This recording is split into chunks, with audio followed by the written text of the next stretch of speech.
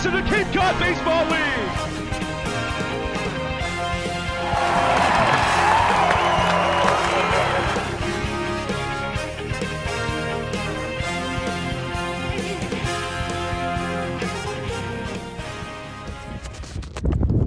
From beautiful Polar Park in Worcester, Massachusetts, welcome to Wareham Gatemen Baseball. It's the second annual Cape Cod Classic between the Gatemen and the Braves. Welcome on into the Gatemen Baseball Network, possibly the most beautiful shot we've had all season. What an amazing view. Thank you to the Woo Sox for having us. Jack, welcome to the Cape Cod Classic. Good one for Wareham, a division rivalry late in the summer. Yeah, this is a picturesque ballpark, and you can see why. Reading from a Holy Cross sports economic professor, this was the most expensive minor league stadium ever built, with a price tag nearing $160 million.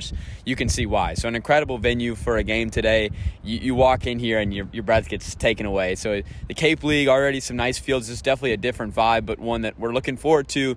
When late in the season, you're going to have a lot of monotony, like to be able to be here at the end of the year and see this has been really cool. A breathtaking view, a pretty breathtaking pitching matchup. Will Koger, the only returning Gateman still on the roster, fitting he gets to pitch at the biggest game of the season. Yeah, I'm looking forward to seeing how he'll bounce back. He made his last start in his second start of the year against Orleans earlier last week, and his A stuff really wasn't there. He didn't really struggle with control, but just couldn't miss a lot of bats. He got barreled up for a few home runs. Joe Oyama hit 2 homers off of him, and he's been a guy that's been in a late high-leverage role all season long, got moved to a starter role in his last start and struggled a little bit after a lot of success. He was named an all-star, so interested to see what adjustments he makes and how he bounces back.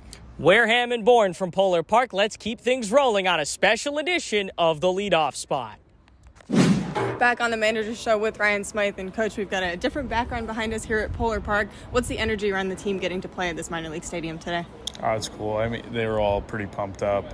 Most of these guys play at some really good facilities at school too, but definitely after going through the summer with some of the Cape League fields, it's a nice little treat for these guys to finish out at a field like this. And you get to play Bourne today. Obviously, last time you faced them in a doubleheader, 1-1, lost 1. What's the mindset going in facing the Braves? I mean, at this point, we're trying to play baseball hard every day. That's our goal as a team. I don't think it really matters who we're playing at this point. It's just I want our guys to perform and play the game the right way. And last night's win against Katuitt, you said, was a full team win. How much does that help the team at this point in the season just to close it out on a good note? I think it's awesome for our guys to know that everyone's contributing every single night.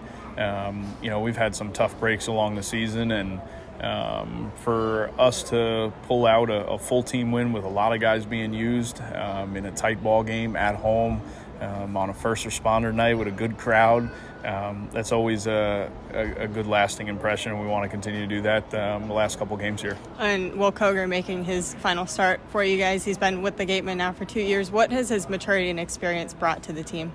I only got to play against him last year, but I did remember him from last year, and even going into it this year, I know we've had conversations even before I met him on the phone, just talking about his experience last year and things that he wanted to see changed, and things he was looking to get out of the summer, and I think we've checked all those boxes off for him. I know he's enjoyed his time. He's played basically 2 different roles for us. Started out the year starting, got to the middle of the year where we needed somebody on the back end that we could go to, had that role down really well, and then towards the end here, knew we needed some more starters and wanted to get back into that role. So he's been a true team guy for us. Couldn't be any happier for him. I think he's had a lot of success out here, and I think he's learned a lot about himself as a pitcher. Have you seen him grow in any specific ways as a pitcher or as a person? Yeah, a lot of times these guys come up here and they put so much pressure on themselves, and I get that. A lot of guys are trying to make a lot of money out here, and they're trying to perform in front of a lot of people making those decisions for them. His body language, the pace of which he pitched at, everything has been so much better from even maybe the first outing that he had. He's confident on the mound. He knows he has a role. And I think those things are giving him confidence day in and day out to get out on the mound and pitch. Great. Appreciate it, Coach. Thank you. Wareham Walmart is your one-stop shop for all the essentials before and after the game. Visit them at 15 Toby Road in Wareham for all of your food, clothing, and more. Wareham Walmart is a proud supporter of the Wareham Gatemen. Take me out to the ball game. But first, take me out to the beach with Red Jacket Resorts. The Red Jacket Resort Collection is the official hotel of the Cape Cod Baseball League. With 5 waterfront hotels in Yarmouth, Red Jacket Resorts are perfect for family fun and sun before every game. Book your next mid-Cape escape at www.redjacketresorts.com. Welcome back to the Gatemen Baseball Network, rolling along with the leadoff spot ahead of the Cape Cod Classic at Polar Park between Wareham and Bourne. 2 former Cape League broadcasters on either side of me. Joe Wild, let's start with you. What's it been like coming back to call Cape League baseball? It's awesome. I just had such a fun experience calling Cape League games in Falmouth in 2015. It's always been a league that's near and dear to my heart. It's where I got my start doing baseball broadcasts. So I'm just so thrilled to be here, doing the game with Cooper, being here at Polar Park. Obviously an awesome facility to call a game. It's going to be a lot of fun. Cooper, what's it like for you to come back? You work here on a nightly basis, so this is not, brand new to you, but what's it like to come back and call 2 Cape League teams again? The best part about living in Massachusetts now is that I get to go see Cape League games when I want to, and I did it earlier on this year, going back to Chatham where I was in 2018 and 2019 and got to walk in and feel that. And there is truly, like, you and I have had a ton of baseball experiences, minor league, at the major league level as well. There's nothing like Cape League baseball. And I think, the kind of purity of the game, the joy of the game on Cape Cod, like there's nothing better than that if you're a baseball fan. We hear it all the time that the Cape League is how you get a major league internship, how you go to work in the pros. It's such great experience. What was your experience like? How did that help you to where you are now? Yeah, it was essential because I had no baseball experience prior to it. I'm still thankful Falmouth even hired me, even without having any baseball experience. But just to have that under my belt, it really looks, it's really impressive, I think, for people to have on their resume, when you're looking for a job at the next level, because it's a prestigious league. It's a blessing to be a part of it in a lot of ways. And I know it's helped propel me moving forward to get into minor league baseball to now, with Cooper, we're both doing pre and post for the Red Sox right now. And I know having this as a start helps you get a leg up. And, it's something I'll continue to say as my broadcast career continues. It's something I'm so grateful to have been a part of because of the rich history behind it. Cooper, how did your experience in Chatham get you here? Whew, that's a good question. I'm not really sure. No, I think, it's really about being around the game every single day and being around the sport every single day and having the experience of the highest quality baseball that there is. And for me, that's what it was, especially in 2018, 2019. We were talking about it. The 2018 team in Chatham had Alec Manoah, Spencer Torkelson, was the number 1 overall pick, Blake Sable, and a number of other guys, lost in the Cape League Championship Series, but we don't really talk about that. And I wonder who it was too. I have no comment on the matter. I really do think that being around those guys and being around that level of baseball consistently for the first time in my life, every single day, it was something that opened my eyes to the game. And so everything that we do in baseball now and I do in baseball now started there. Cooper and Joe, they're going to call the game on Nesson. We'll be with them from time to time throughout the game. Thanks to both of you for joining us, and good to see you back at a Cape League game. Yeah, thanks for having us. Let's keep things rolling here on the leadoff spot. Del Mar Vacations proudly sponsors the Cape Cod Baseball League. With over 350 properties across Cape Cod, there's no easier way to experience your favorite Cape League team than staying with Del Mar Vacation Rentals. Book your dream vacation today at thisisdelmar.com or call us at 508-247-0395 and discover the beauty of Cape Cod, where lifelong memories are made. Del Mar Vacations and the Cape Cod Baseball League, your ticket to an extraordinary getaway. Do you know the sound Dunkin' Ice makes? Of course you do. It's the sound of summer, and summer sure does sound good. Try all the Dunkin' refreshers, iced coffee, cold brew, and lattes. Dunkin' Ice, Cape Cod Baseball League, runs on Dunkin'.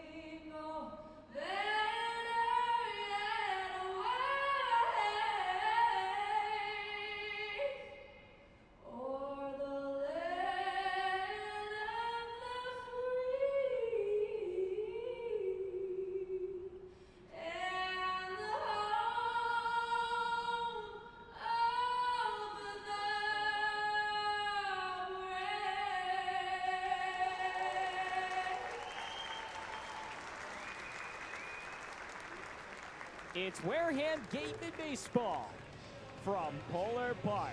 Welcome to Worcester with Jack Hunter. I'm Aiden Blanc on the Gatemen Baseball Network. So thrilled to be taking our operation to the home of the Woo Sox. Jack, I don't know that we'll ever have a better view than this. This is just jaw-dropping in front of us as we get set for baseball. Yeah, I read the final calculation on how much this ballpark costs. Near $160 million. This park has been around since the beginning of the Woo Sox season in 2021, and it is beautiful. I mean, it really is stunning. We walked in here today, and my mouth just kind of dropped. And then we came up here to the press level, and my mouth also dropped. There is a baseball game that's going to get played. It's going to feature the Bourne Braves and the Wareham Gatemen. The leadoff hitter for Bourne is going to be Jonathan Vaston, the shortstop. Then Joshua Corona-Grauer, the second baseman, bats second. Zach Evelyn, third baseman, bats third. Derek Bender, the catcher, bats cleanup. Kendall Diggs in right field batting fifth. New Contradas at first base. That's a new position for him. He's going to bat sixth. Batting seventh is Garrett Michelle, designated hitter out of Virginia Tech. Batting eighth is the center fielder Gage Harrelson, and the left fielder Sam Peterson bats ninth. Wareham taking the field. Jack, how do they line up? Yeah, defensively, Bobby Bozer will be anchoring center field with Jimmy Brennan back in right field tonight, and Josh Stevenson in left field. Across the infield from left to right, Dorian Gonzalez, after playing shortstop last night, moves to third base with J.C. Cologne back at short. Garen Caulfield, fresh off a 3-hit night, is at second base, and then Grant Sherrod back at first base. Behind the plate, Yadi Hernandez catching the man himself, Will Koger. And Koger, Jack, has seen time in both the bullpen and starting. But tonight he's going to make his third start of the summer. Yeah, and he started very early in the summer versus Chatham. It was an okay start, and then his start earlier last week versus Orleans, was not very great. Control wasn't really much of an issue. He was throwing strikes, but he was missing middle. He got barreled up a few too many times. He's a guy that's got electric stuff. Fastball, slider, curveball, changeup. He can get up in the mid-90s, 94, 95. So I'm interested to see him starting this ball game tonight, what his arsenal is going to look like, and how sharp his stuff is inside the zone. Umpires behind the plate, Stephen Williams. At first base, Alan Lee Bardoni. And at third base, Joe Gravina. Will Koger finishing up his warm-up tosses. Knocked around a little in his last outing facing the Orleans Firebirds. Giving up 7 earned runs. It was not his finest outing of the summer. He gets a chance to start at Polar Park. And as we said in the pregame, who better to start this game than a guy, the only one left on the roster who was here last season? Yeah, and also his dad was throwing out the first pitch tonight, Glenn Koger, who was his high school baseball coach. And so this is a big night for Will. He's one of the most team guys on this group of guys, and for a Cape League and for a team where a lot of guys, they're good team players, but they have a lot of individual motives for being here, like anybody does. For a guy to be really team-centered out here is not something you see very often. So when you see Will Koger hitting fungos before the game, when you see him in the dugout with his teammates when he doesn't need to be, it kind of warms your heart a little bit. Strutting up to bat, Jonathan Vaston, the shortstop. Wearing number 2 on his back.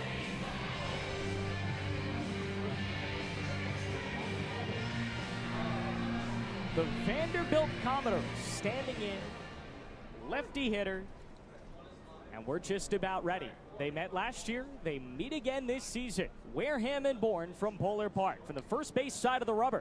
First pitch dealt outside, 1 ball and no strikes. Will Koger's first pitch coming in 2 minutes late, 7:02. We're about 15 minutes after a 6:45 scheduled first pitch. Koger deals. Slap foul left side. It goes into the netting. Very hard to get a foul ball if you're in the stands. That netting extends pretty much all the way down both lines here at Polar Park.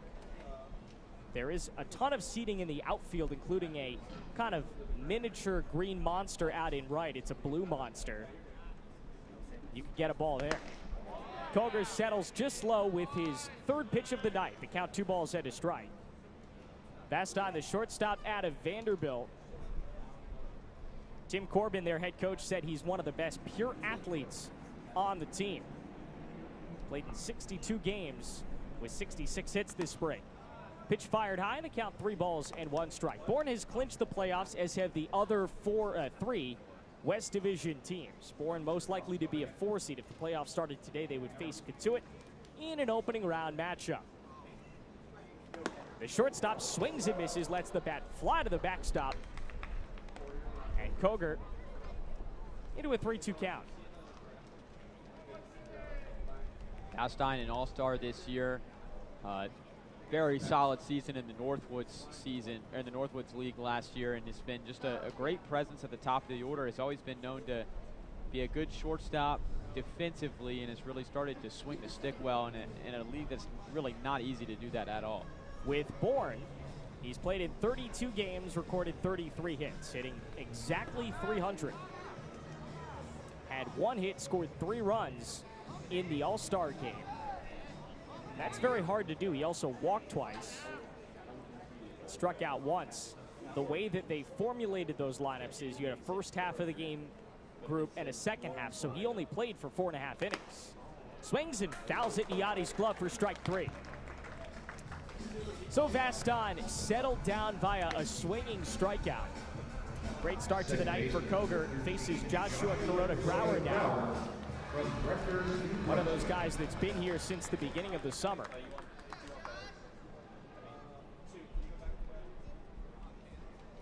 Koger didn't have a single strikeout in his game against Orleans.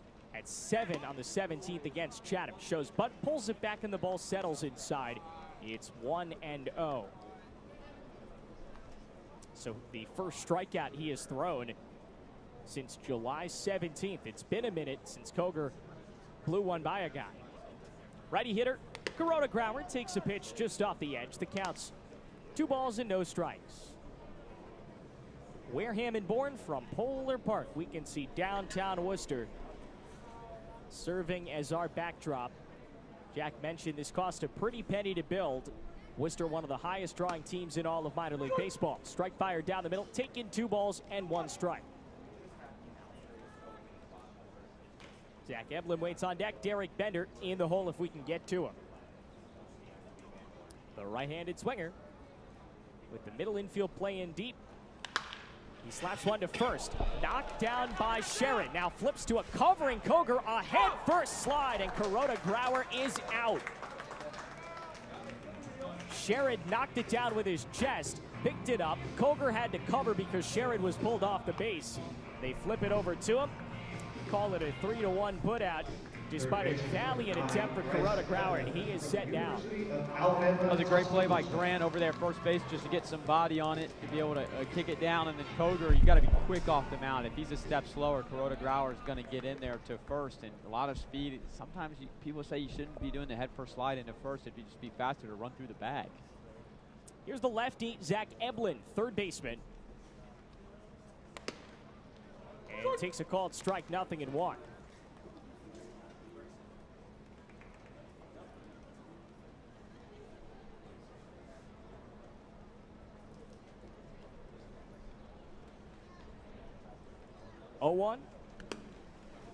This is low and inside of the knees, 1-1.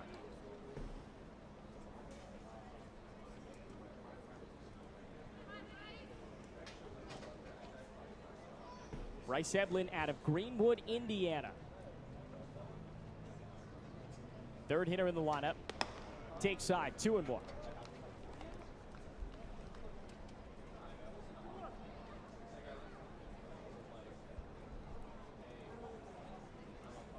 He's appeared in 29 games, another one of Bourne's All-Stars. 2 at-bats and a strikeout in the All-Star game at Harwich. Fouls one off the plate. 2-1 the count. He threw 1 inning this summer. They brought him in to pitch in a 14-3 win over Katuitt back on July 17th. Gave up 2 earned runs on 2 hits and 6 batters faced.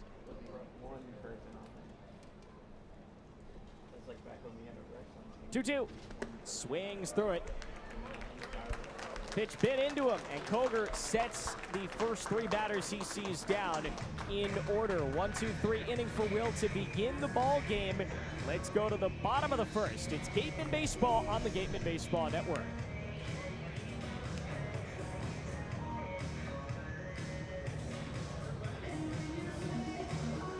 Our title sponsor of the 100-year anniversary is Baseball Cloud, data that tells the whole story. This season, Baseball Cloud pays homage to the past while building the future.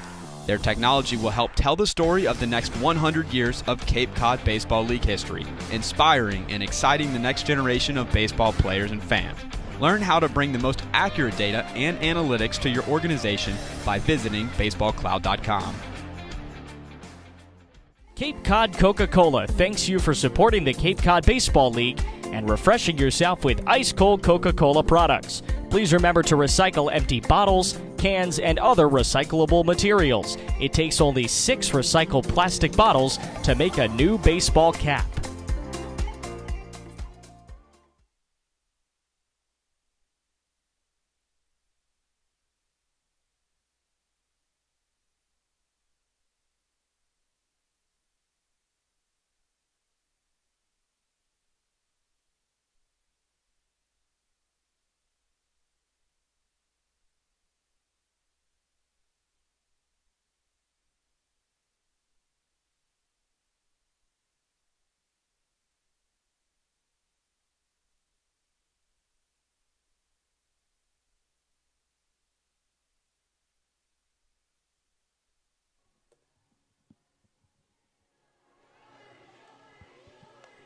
Welcome back to Polar Park. Will Koger throws a 1-2-3 top of the first inning. Let's go to the bottom of it.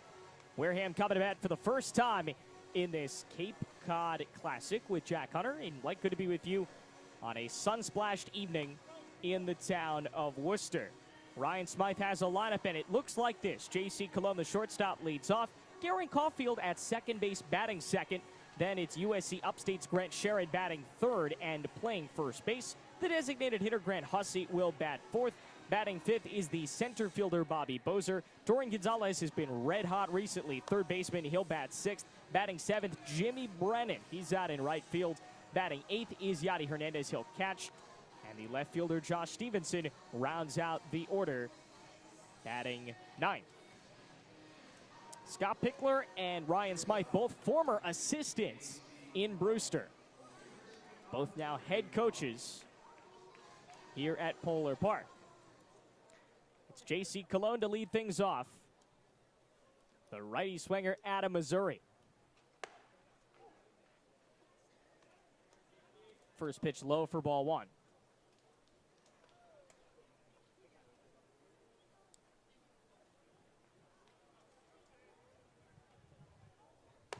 Ball fired outside now, 2-0.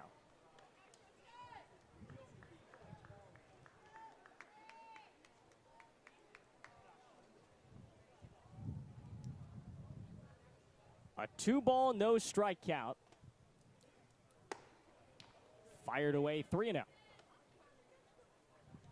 2-1 rather. Tristan Smith is the starter for Bourne. 2-0 with a 2.00 ERA.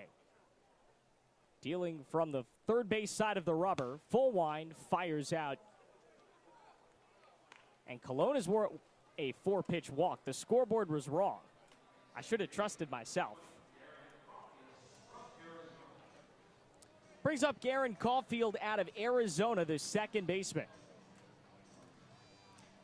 More on Smith.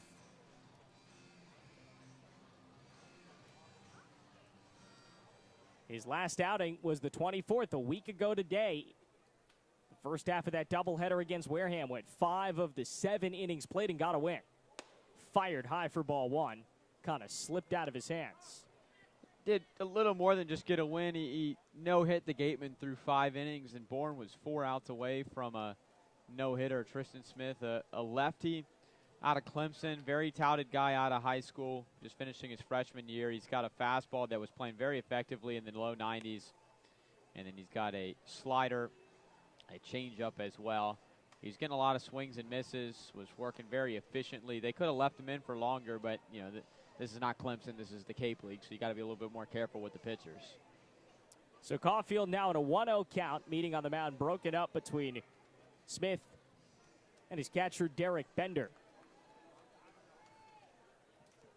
Bender's behind the plate. It's Peterson, Harrelson, Diggs, left to right in the outfield. Eblin, Vastine, Carota, Grauer, and Contreras, third to first.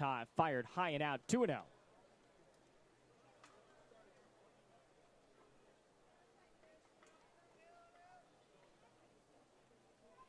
Polar Park, 320 down the right field line. I don't see dimensions for a left field line. It's 403 to center. Pitch. Dealt down the middle, a called strike. It's 2-1.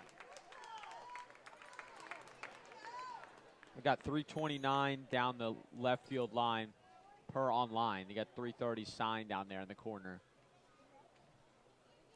The set still working for the third base side of the rubbers. Steps home and fires high and out, 3-1. Polar Park normally home to the Woo Sox, the Red Sox AAA affiliate. It's hosted football. It's hosted this game last year.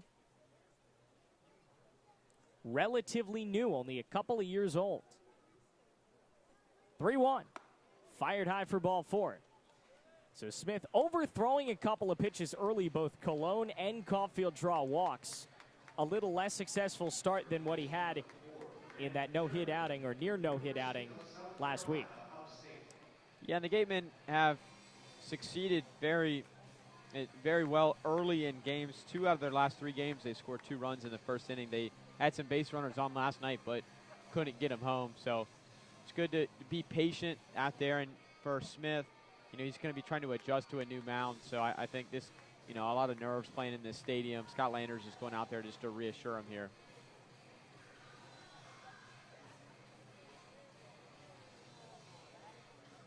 Scott Landers, as we mentioned, a former assistant with the Brewster Whitecaps. He's out now back with his team in the dugout.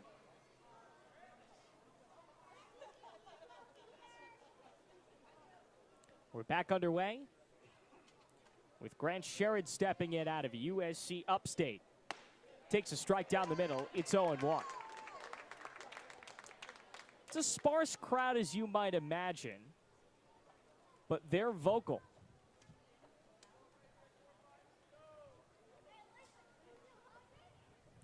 In comes an 0-1.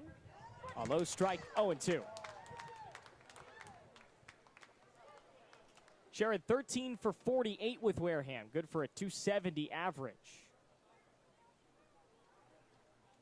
He's appeared in 14 games, 2 home runs.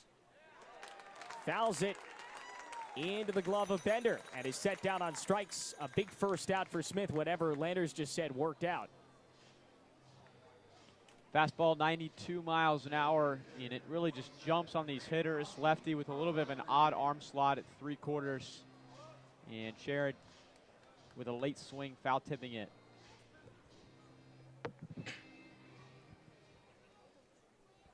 So in comes the Huss bus, Grant Hussey. The first pitch to him. A strike on the outer third. It's 0-1.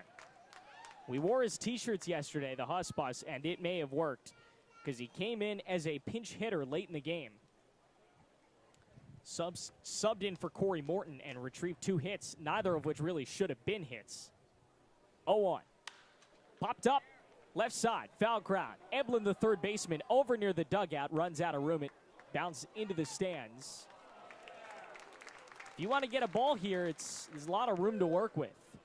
Most of the fans are consolidated to these front sections. Not very hard to get a good seat at Polar Park. There don't appear to be any fans in the outfield. If someone were to hit it out, you could easily retrieve it. Hussey in an 0-2 count. Back in the lefty box. Swings and misses. Powered by him on a high fastball. Go 92. And back-to-back strikeouts for Smith after his conversation with Landers. High fastball, and it's a good way to get Hussey because, he hit a homer on a high fastball versus Hyannis earlier this week, but he's been struggling to stay level with the ball. He's been swinging under it a lot, and so if you want to continued that trend. Throwing them balls high in the zone is going to be a good way to do that. Here's Bobby Bozer, center fielder. Inside strike 0-1. Talked about Bobby in our segment over with our friends from Nesson.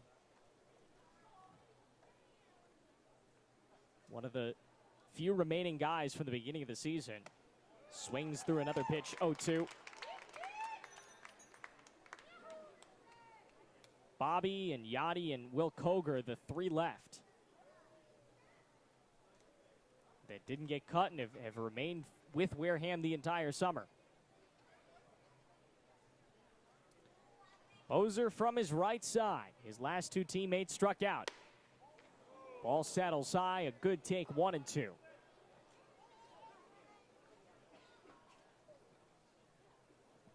Wareham enters this game 15-24-2. 13-7 in home games. 1-0 in home games not at Spillane Field. Lifted a fire. Hits the ball off the inside of the bat over to first. Contreras fields. That's the end of the inning and F3. No runs, no hits, no errors, 2 left. Inning in the books. Let's keep it rolling from Polar Park. No score on the Gatemen Baseball Network.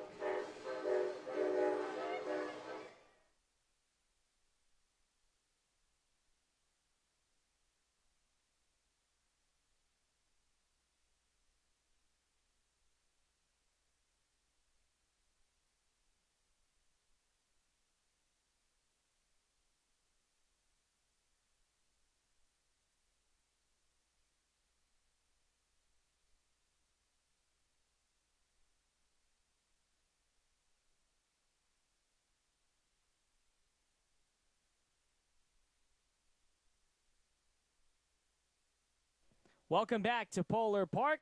More on Will Koger, tonight's starting pitcher, from Amanda. Well, guys, tonight is a big night for Will Koger. First of all, he gets to pitch here at Polar Park. Second of all, his dad was the one to throw out the first pitch here tonight. Now, Koger is making his final start for the Gatemen this year. He's been able to really showcase a lot of his talents for the Gatemen throughout the season as a starter, coming in as a long reliever in the middle of the season. And I talked to Ryan Smythe before the game, and he said that Koger's really been able to develop a lot of confidence. It's his second year with the Gatemen. He's been able to really get a lot more comfortable on the mound, get a little bit more relaxed, not take everything quite so seriously, which is, in the end, a very good thing for a pitcher to have. Guys, I'll send it back up to you now. Well, thank you, Amanda. Good to have Amanda with us at Polar Park. She'll step in here a little bit later in the game. Derek Bender, Kendall Diggs, and New Contreras to hit against Koger in the second. And Jack, if there ever was a time for him to have a bounce back inning, that first inning was it. A 1-2-3 put out. Just great stuff from him right off the bat. Yeah, and you're hoping that'll get him comfortable as he goes and faces a pretty solid list of hitters here, leading off with the front runner for the league MVP and Derek Bender. Having a little mojo on your side certainly doesn't hurt. Derek Bender, the batter. West Division All-Star. It clipped him. Ball rode in on him. And before we could even get into him, the Coastal Carolina shot to clear becomes Bourne's first base runner.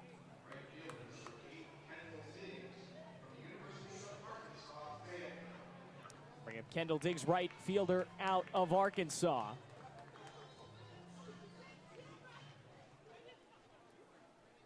Out of Olathe, Kansas. Rising junior with the Hawks. First pitch to him. Just off the plate. 1 ball and no strikes. Played in 58 games this spring, 12 doubles, 12 home runs, 63 runs batted in, and a .299 average. A walk-off solo home run against Texas A&M in the SEC tournament.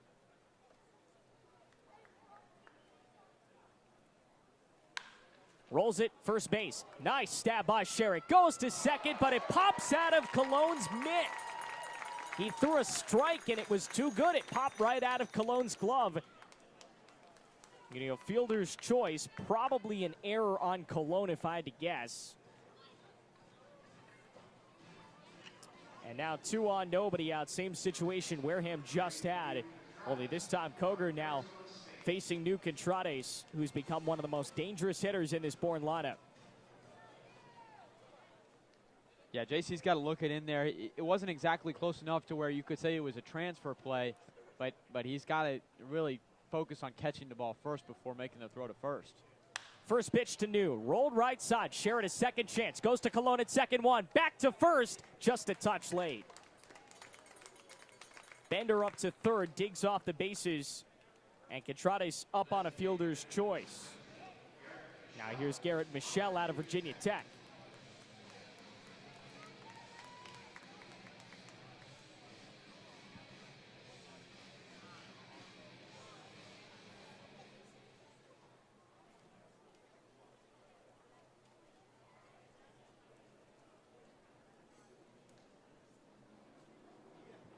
Michelle from the lefty box. RBI opportunity. Takes ball 1 in the dirt. Yachty throws his helmet in back of him and retrieves it. 1 ball and no strikes. Michelle, one of 8 Virginia Tech Hokies to open on a Cape League roster. A rising sophomore at Virginia Tech from Stanley, North Carolina. He was a freshman All-American in Blacksburg this spring. A check back to first, not in time. 51 games, a .339 average, and 11 home runs. Led Virginia Tech with 16 doubles. His slugging percentage, .626, good for 15th in the ACC. Earlier this spring.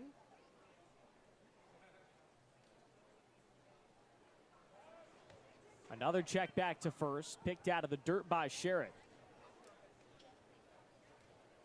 Well, you know that Contrades is going to try and take second base here on a steal, because a lot of times teams in the Cape will do that first and third, less than 2 outs. Even with 2 outs, they'll try to do it. They're going to try to get that runner from third home any way they can.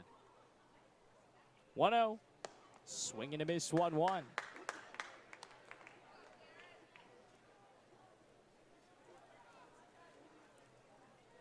Second highest batting average. We mentioned it was a .339. The second highest batting average for the Hokies in the spring. Also fourth highest ACC on base percentage. Fouls into the netting, 1 and 2. With .465. Started 51 of 53 games. And he hit from a number of different positions in the Hokie lineup. Batted from all but 2 positions this spring. 58 hits, 45 RBIs. Pitch high and out. And a 2-2 count to Garrett Michelle. With runners on the corners. Neither team recording a hit. Wareham charged with 1 error. 71 degrees here in Worcester. Beautiful night for baseball. 2-2. Up the middle. Pass Koger. Stopped at second. Caulfield flips to Cologne. 1. A throw to first that's delayed, and it's not in time. Well, Guerin had it stuck in his mitts. Shoveled it to JC, who did a spin on the bag and threw it to first. The fact that they got 1 out from that was pretty darn incredible. Now they're going to say he was safe at second. Yeah, that good call over there, or at least an alert call by third base umpire Joe Gravina. He immediately signaled safe, that Cologne was off of the bag.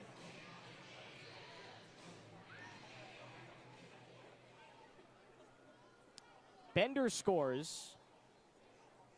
Contrades goes to second. Michelle on. Fielder's choice. First pitch hammered foul by Gage Harrelson, center fielder. 4 straight batters have reached in this inning for Bourne. Only 1 of them got on without a fielder's choice. 3 consecutive fielder's choices.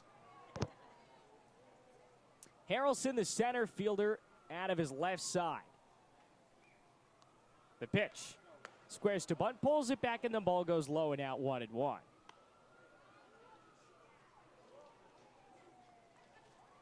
A little bit of an anomaly, because JC's been great at shortstop since he got moved there after the departure of Sebastian Murillo, but so far today, just hasn't seemed like he's been comfortable. 1-1 coming. Jackknife's out of it, but an inner third strike called nonetheless. 1-2.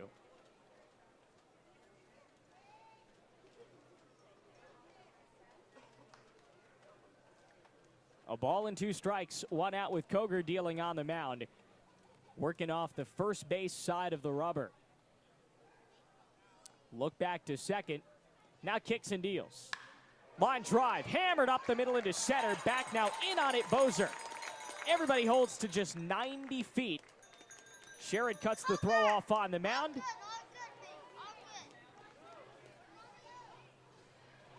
You can hear Sebastian Spinelli, our little broadcast associate, offering words of encouragement to Will Koger, who just gives up his first hit. Ball was barreled up. Yeah, fastball inside corner. Got the barrel to it quick and kept the barrel in the zone. And good job by Bozer coming up strong. It's going to force Contradas to stay at third. So now it's going to be Sam Peterson.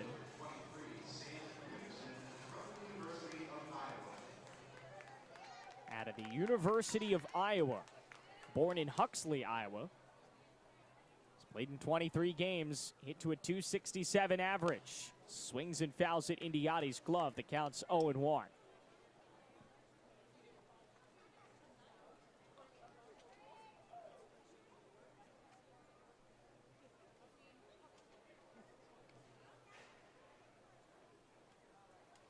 Fired. Breaking ball high and in, 1-1. His last outing yesterday against Falmouth. Recorded a hit. To break a little slump, he hadn't hit in the 3 games prior to last night. 1-1. Fired down the middle of strike 1 and 2.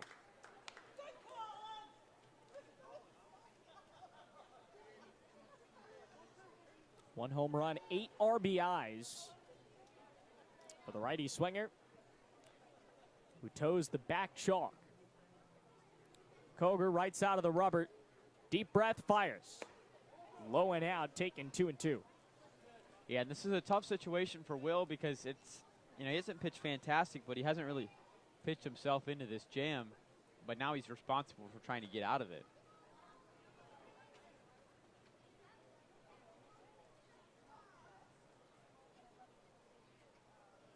Two balls and 2 strikes. Koger deals low and out. It gets through the wickets of Hernandez. All the way to the backstop. Contrades hustles home, and Bourne takes a 2-0 lead.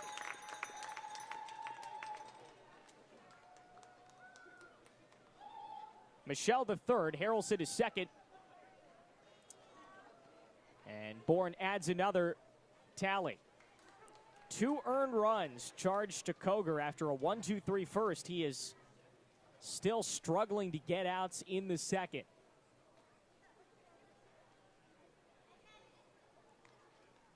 Deals, and the pitch pop foul behind us, right side. It's going in back of us. Polar Park in downtown Worcester.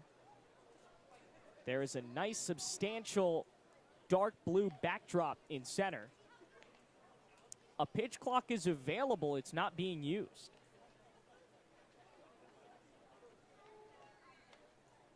A berm stretching from left center towards left field. Ball hammered foul into the backstop.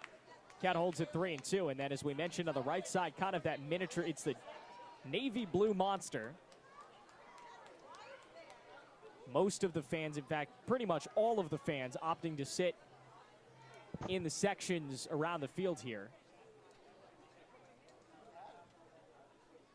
Bullpens down the left and right field line, respectively. Ball comes in and hits him. But they're going to say he swung behind the plate. Stephen Williams, the home plate umpire, says he went around. And so it will be a foul ball, and we'll do it again at 3-2. Kind of sounded like that hit off the very inner knob of Peterson's bat. Infield in. Called strike 3. He checked it just briefly and was halfway out of the box before Stephen Williams brought him back. Strike 3 called to Peterson. Koger's third strikeout of the night. Let's turn the lineup over for Jonathan Vastine. Good fastball, outside corner. Peterson was already kind of leaning over the plate with the pitch where it was, and then he was trying to go to first with it, but Stephen Williams said, come back. Jonathan Vastine, lefty hitter, swings way out in front of the first pitch, 0-1. 83-mile-an-hour changeup.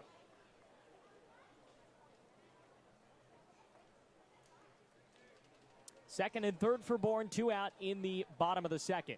Top of the second.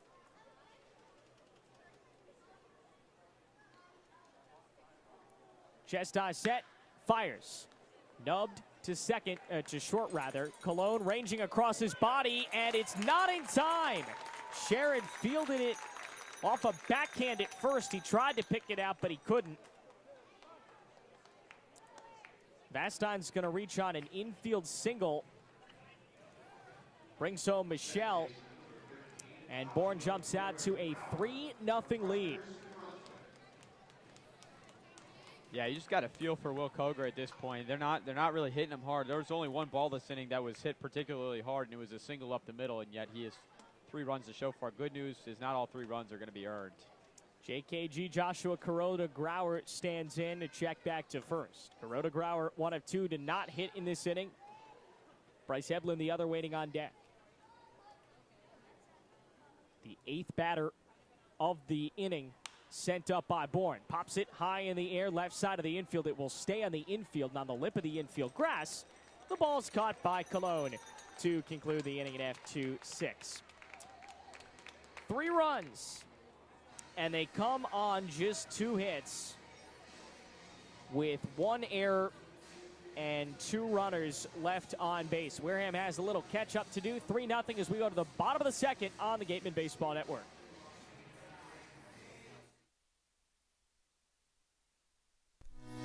Curry College is where you go to become anything you want. Curry prepares students to engage in successful careers with learning beyond the classroom. Explore undergraduate programs, NCAA Division III athletics, and continuing education and graduate studies, including 5th-year master's programs at curry.edu. We'd like to welcome our title sponsor of the 100-year anniversary, Baseball Cloud. This summer, Baseball Cloud's data and analytics tools are used across the league to enhance player development and your experience with live in-game and post-game data. Baseball Cloud is excited to inspire and excite the next generation of players and fans and bring the most accurate data and analytics to your organization. Learn more at baseballcloud.com.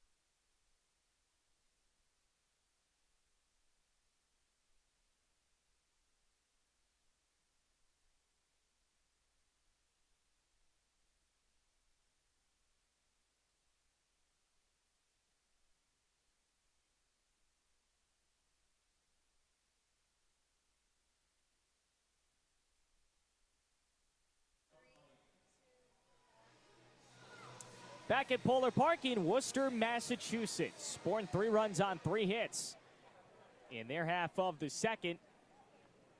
And now another inning of work for Tristan Smith. First pitch inside, and Dorian Gonzalez, the leadoff batter in the inning, turns away from it. 1 ball and no strikes.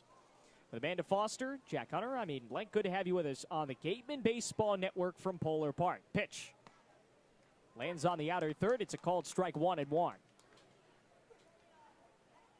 Gonzalez, the third baseman.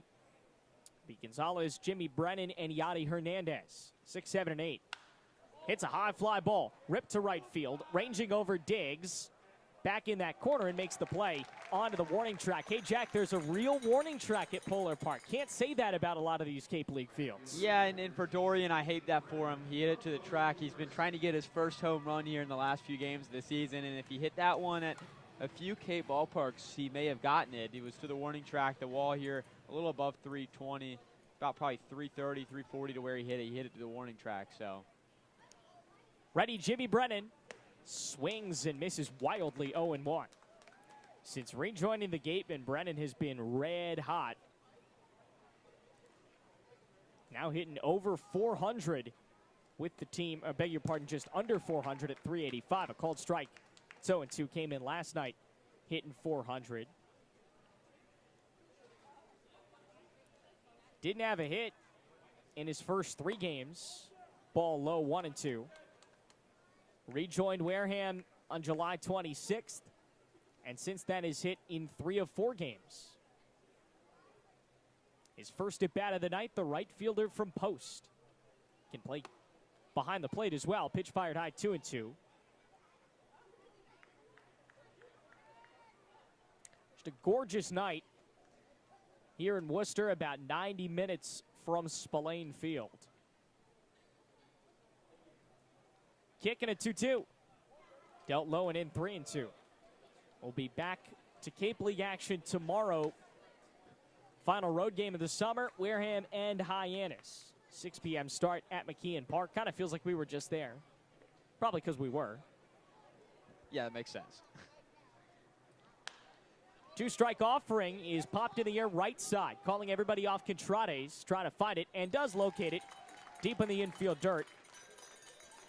2 quick outs for Smith, who is now retired 5 in a row. Smith's not going to blow you away with his stuff. His fastball is in the low 90s, his sliders in the high 70s. But the swings he gets are just weird swings. Guys just don't really look comfortable against him. In steps Yadi Hernandez, tonight's catcher.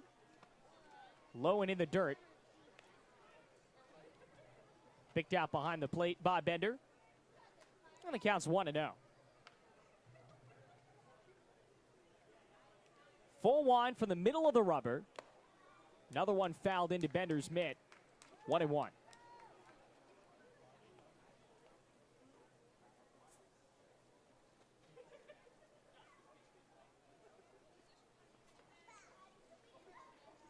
One ball, 1 strike, base is empty, 2 out, popped high down the right field line. It may exit the park. No, it'll clank around in the Kraft corner, another area that is not really occupied.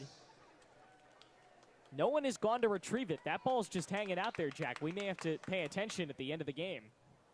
See if we can keep track of where some of these balls go that don't get caught. Into the dirt, skips by Bender. The count now level at 2-2. Yeah, Smith has a great slider, and one of the metrics or one of the areas that you can tell is how often he throws it to righties, because usually lefties, they like to throw more change-ups to righties, but Smith's confident enough to place his slider against these right-handed hitters. Called strike 3 on the outer third. They set down Yachty. 1-2-3 inning for Smith. No runs, no hits, no errors, and nobody left on base. 2 full in the books. Top of the third coming up next at Polar Park on the Gatemen Baseball Network.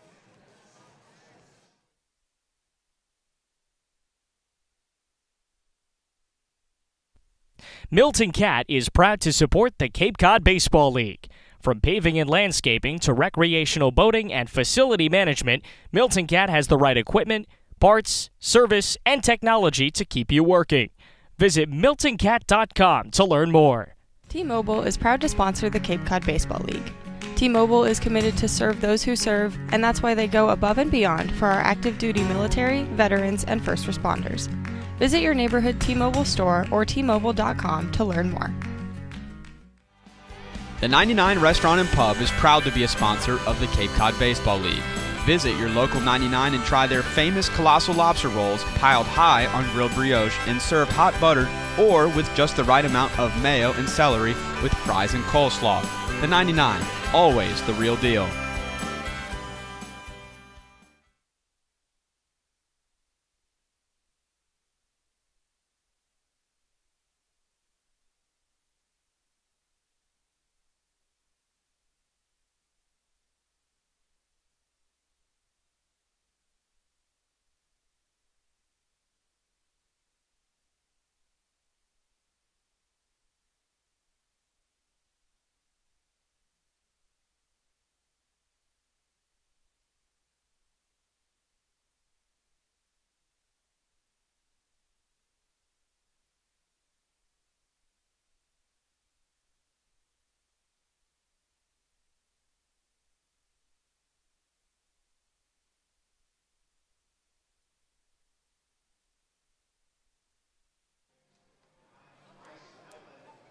Let's go to the third. Wareham chasing 3 runs. Bourne trying to add on to that total. They lead this ball game 3-0 with Jack Hunter. I'm Aiden Blanc on the Gatemen Baseball Network. Always a pleasure to have you with us. Temperature a pristine 70 degrees. Let's go to the third. Leadoff batter, Bryce Eblin. Right side, and smacks a base hit. The one hitter who didn't bat in the second is on with leadoff single to start the third. Good luck getting that guy out. Recently, he's been on fire. He's 12 for 23 coming into this game since the teams last played. He went from hitting just a little bit over 300 to being one of the league's best hitters over 360. It's a good story, a guy that played for Bourne in the championship team last year, getting a hot start to this one. Eblin's on first base. Derek Bender's at the plate. Catcher takes high, and it gets away from Yachty's mitt. 1 ball and no strikes, and Eblin hustles down to second. Now in scoring position with nobody out.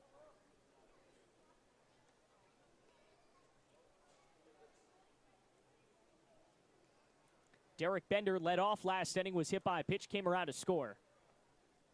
For the first run of this game, the Dick Hauser Trophy semifinalist takes low, 2 balls and no strikes. He's out of Coastal Carolina. Teammates with Bryson Schaefer and Riley Eichhoff. Schaefer, the winning pitcher in last night's contest.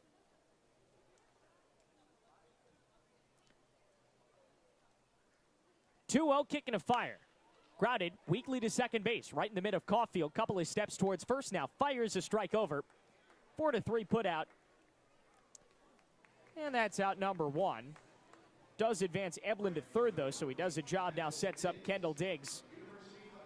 The Arkansas product trying to bring in a run here. And that wild pitch, and we've seen this multiple times this year with the Gatemen, they get themselves into these predicaments. A wild pitch was able now to move Eblin to third on that out, and now you have to bring the infield in again, and it's just we're early on in this ball game. Infield in, ball fired out 1-0. Koger again gave up 7 earned runs his last outing against Orleans.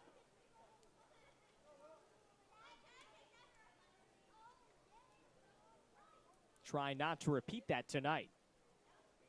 Fires a 1-0 that's cut and missed, 1-1.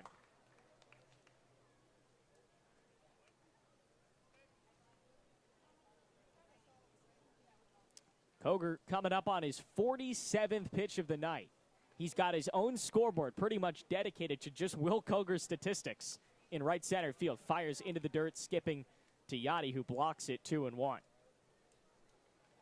I can't say I've ever seen that before. This is a state-of-the-art facility. And we're blessed to be able to use it, even for just a night. The second consecutive season these two teams have met at Polar Park. The 2-1. Inside. They say clipped him. Just on the foot.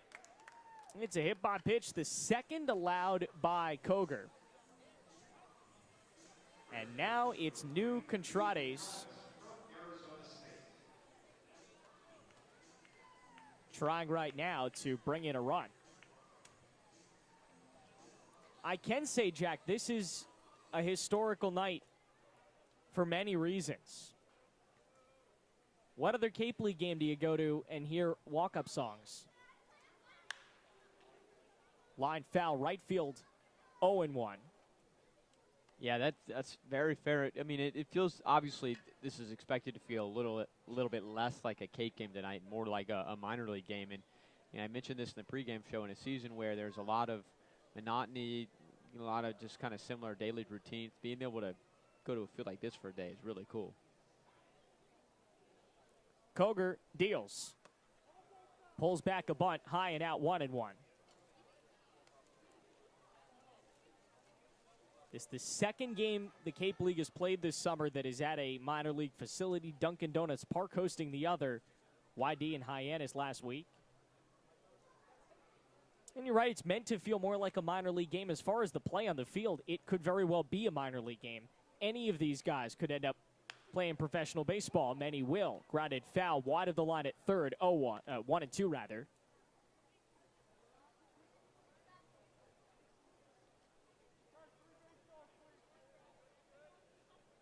The wind blowing just gently.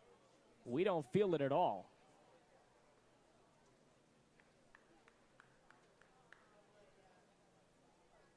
One and two.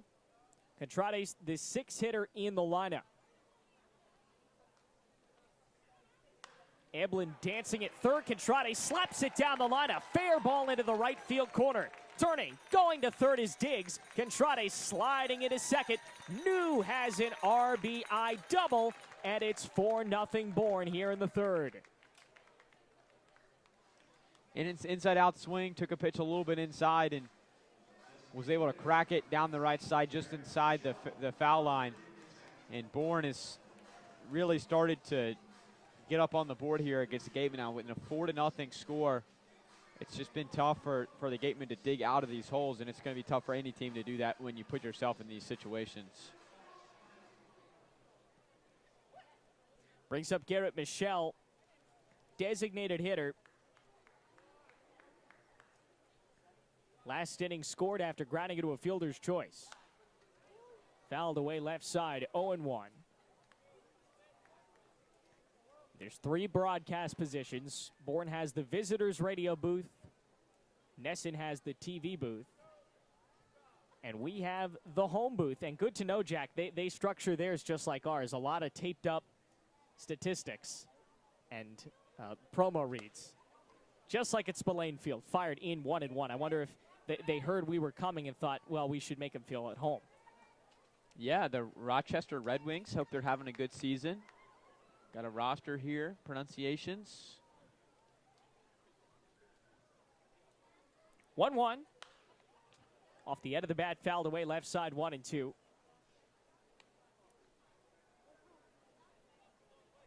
Looks like Worcester's 15-10 in the second half of the International League standings. Worcester, the AAA affiliate of the Boston Red Sox. 1 ball and 2 strikes. Koger fires. Just out, level count, 2-2. You've had so many great players because this is a Red Sox AAA affiliate coming through here. Chris Sale notably came in and drew some sellout crowds. We mentioned Worcester, one of the best drawing teams in all of minor league baseball. Koger at 2-2. High, 3-2. They were relocated, formerly the Pawtucket Red Sox, the Paw Sox, at McCoy Stadium. But they've moved into some brand new digs here.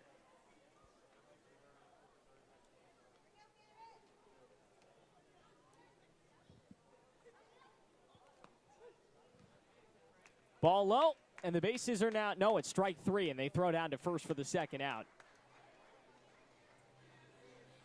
So Garrett Michelle is set down. Gage Harrelson now hits.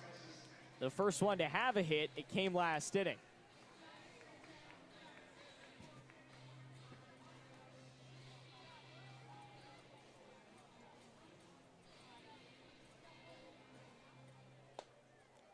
Harrelson, the 8-hitter, center fielder. Out of his left side, the center fielder fouled away 0-1, spoils the first pitch he sees. We're a little shaken up here. Our young friend Sebastian, I guess he got taken out of our booth. That's our production assistant. We need to get him back. That's what happens when the two of us are left alone. Hard foul left side. Ooh, it clanks just above a suite. The first bowl of, there's a big bowl of seating below us. And then there's suites, and I think these are general admission seats that you can buy right in front of us. But most of the seating on the second level is all specialty. You can buy a suite and enjoy a Woo Sox game. 0-2 with 2 gone. Runner on third base, the pitch. Lifted left side, this one further down the line and fouled to the Hanover deck. More specialty seating. I think it'd be really fun to enjoy a game from the berm out in left field. Be a fun place to watch a game. Koger dealing an 0-2. Runners on second and third. The pitch is cut on and missed. Much cleaner inning for Will Koger, though he does give up a run. It comes on 2 hits. No errors and 2 runners left on base. Bottom of the third when we return 4-0 on the Gatemen Baseball Network.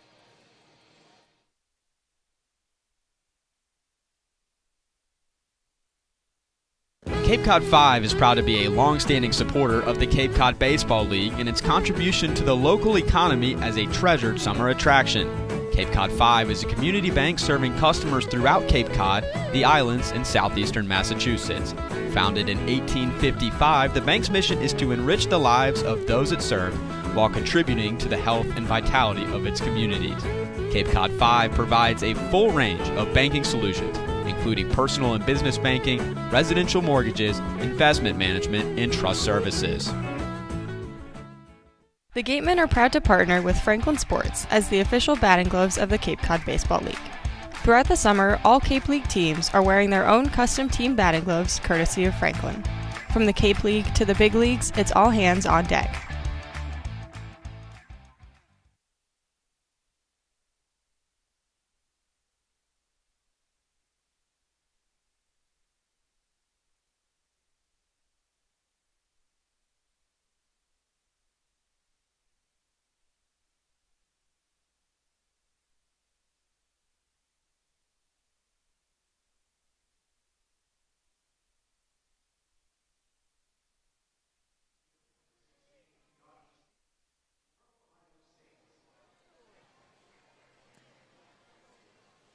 Josh Stevenson leads off as we go to the bottom of the third. Here on the Gatemen Baseball Network from Polar Park in Worcester. Wareham has given up 4 runs on 5 hits. Bourne leads 4-0. Stevenson checks his swing, swings and misses. The count's 0-1. Jack Hunter, Blanc, good to be with you in the last of the third as the sun sets on a beautiful night at Polar Park. The pitch fired high and the count 1-1. The wind blowing out. Stevenson, the left fielder, takes it out of third strike. 1-2. The 9-hitter in this lineup, J.C. Cologne, who led off this game with a walk, will wait on deck.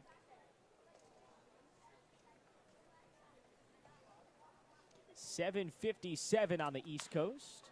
Ball dribbled to the right side, fielded by Contrades. He'll take it himself, steps on the bag for the out. Contrades has not played first base in some time.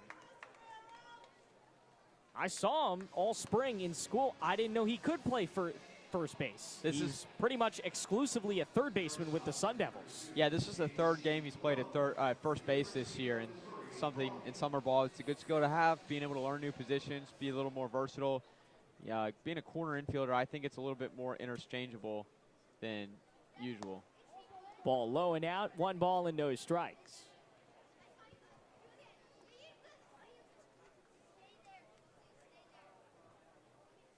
Smith on the bump. Fires again. Low and in. 2-0. Smith's line so far, 2 1/3 innings without a hit, an earned run. Deals a strike, 2-2. He's walked 2 and struck out 3 in 9 batters faced. Isn't that crazy? 7 1/3 innings across 2 starts has not allowed a hit to the Gatemen. Swing and a miss. Cologne into a 2-2 count. And it wasn't like, a lot of these times, you pitch against a team twice in a row, it's different guy. This is pretty much the same team he faced a week ago. Not many major changes. Deals again. JC slices it foul right side. It takes a big bounce off the padding to the right. 2-2 the count remains. So he's just mowing these guys down. The Gatemen are Smith's team. 2-2 with 1 out. Lift and a deal. Line drive left center field, and it's down for a base hit. J.C. Cologne, the first Gateman in 2023 to get a hit. Off of Tristan Smith. So that change up a little low in the zone. JC did a good job of waiting back on it. That's what happens when you get an approach where you're trying to see things deep and kick the ball the other way. So when you get a change up like that, you're not pulling out of it and you're keeping your barrel in the zone like JC did there. Batters Garen Caulfield, the second baseman, who walked in the first. Pitch fouled into the netting, 0-1, right in back of home plate.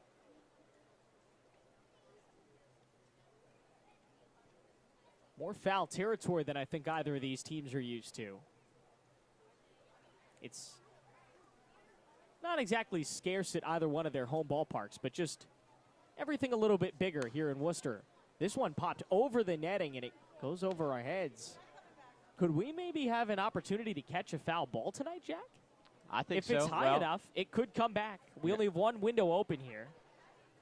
My window is closed, so it's going to clank off mine. It's going to come through and hit you in the face. Yeah, you weren't strong enough to open it. The latch is broken. Fouled into the glove of Bender, a back pick to first. Just misses Cologne. No, we're going with you're not strong enough to open it. That was strike 3 for Caulfield, so here's Grant Sherrod with 2 down in the inning, and Cologne still on first base. They almost had a great double play to end the inning there. Caulfield struts back to the dugout. In steps the designated hitter Sherrod, who struck out in the first, cuts and misses. Pitch comes in at 92, it's 0-1. The Wareham dugout pushed a little bit further back on the right side of the field because there's some, I guess, bar seating in the front. Maybe specialty seating that you can pay for. Chopped back to the mound. Smith spears it and throws a high looping ball to first for a 1-3 putout. He gives up his first hit against Wareham, but it's not going to matter. No runs, 1 hit, no errors in 1 left. 3 complete. Let's go to the 4th on the Gatemen Baseball Network.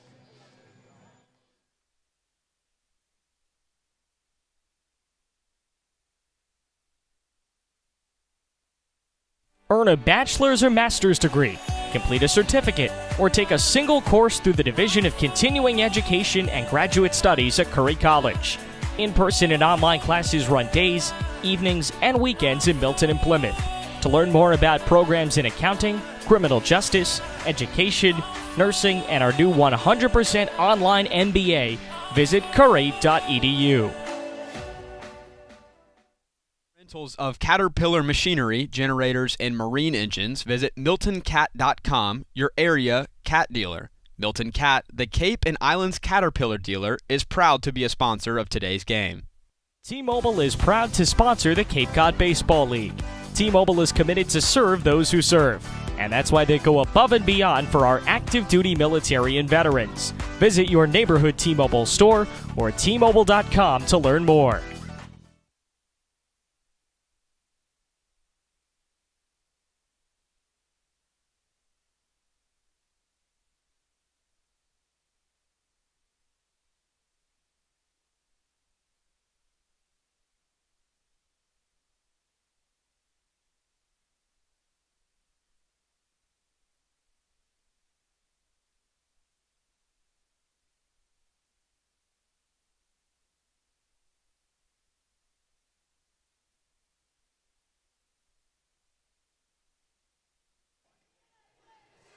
Welcome back to Polar Park. Let's go to the 4th. Jack's been fired. Here's Amanda Foster. Hi, Amanda. Hi, Aiden. Let's just clarify that Jack has not in fact been fired. That's news to me. Well, surprise. Here you go. Thank you for having me on. Pleasure to be with you.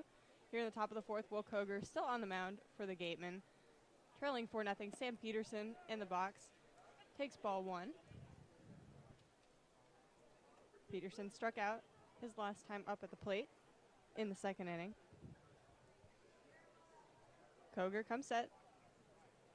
Fires in. Slow chopper just rolling, bouncing down the 3rd base line to even up the count 1-1. Peterson batting .263 out of Iowa.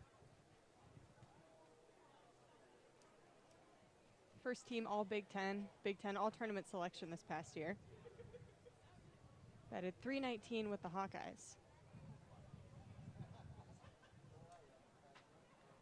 1-1 comes in, swing and a miss for strike 2. Coming in at 80 miles an hour. Koger already at 65 pitches. We haven't seen a lot of guys go too far past 70 pitches so far this season, Aiden. So I would expect some action to get going in the Wareham bullpen pretty soon. Koger fires in, misses outside to even up the count once again at 2-2. Yeah, given his track record, he's not the most successful outing so far tonight.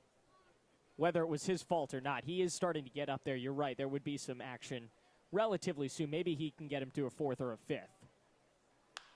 2-2, liner down, picked up by Dorian Gonzalez over at third base, fires to first. Sherrod reaches above his head, makes the grab for out number 1. Peterson made it interesting, though. He can fly down that first baseline. They barely beat him. Someone who's been a threat on the bases throughout the summer for pretty much any team he faces. Good to see Dorian moving around the infield. He was at short last night. We've seen him a lot at second, mostly because that's his natural position. But tonight back at third, he's kind of been a Bobby Bozer-esque on the infield, a utility guy. Jonathan Vastine, lefty, comes in the box, shows bunt, pulls back for a ball outside, and that's the beauty of this point in the season. You can have guys move around. Grant Sherrod playing first base. He has played first base before collegiately, but we've seen him in the outfield up until last night. And like you said, Dorian over at third. 1-0 comes in, cut and a miss for strike 1. You see a lot of flexibility with these guys late in the year. It's a sign of a good baseball player, too. Be able to move around, have some fun with it. Why not? Koger comes set for the 1-1. Fires in, fouled back near Vastine's feet for strike 2.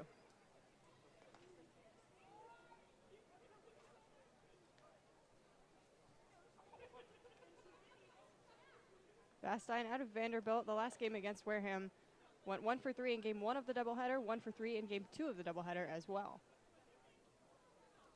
Koger fires in, cut and a miss on the outside edge for a swinging strike 3. Vastine will head back to the dugout. The Gatemen have 2 outs here in the top of the 4th. Well, this kind of feels like first inning Will Koger, or how we've seen him when he's pitching really well this summer. That Will Koger was the all-star, and the one that has really given the Gatemen some quality innings this summer. His middle innings got to him, but he can recover, maybe get a 5th out of this outing. First pitch high and outside to Joshua Kuroda-Grauer, who's been retired in both of his plate appearances so far tonight.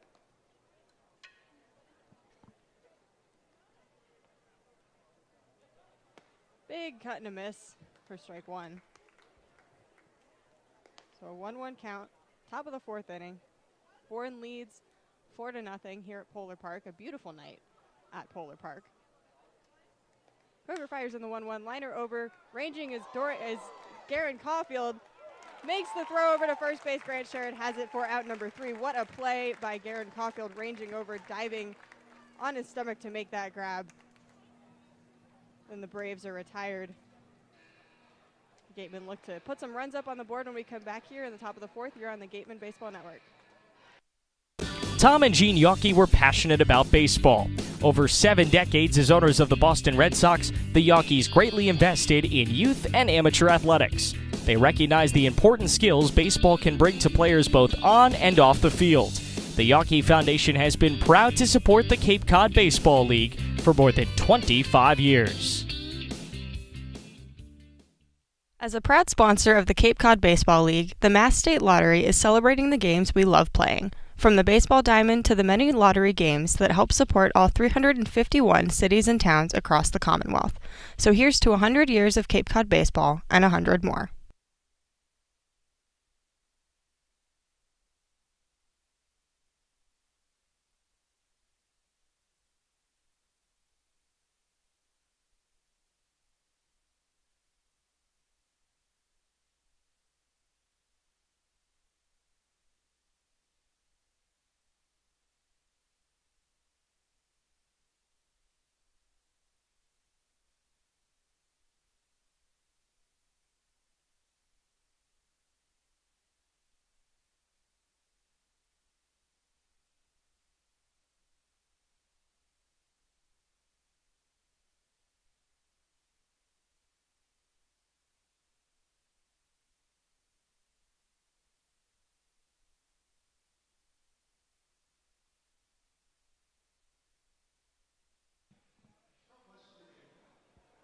Back on the Gatemen Baseball Network now for the bottom of the fourth inning.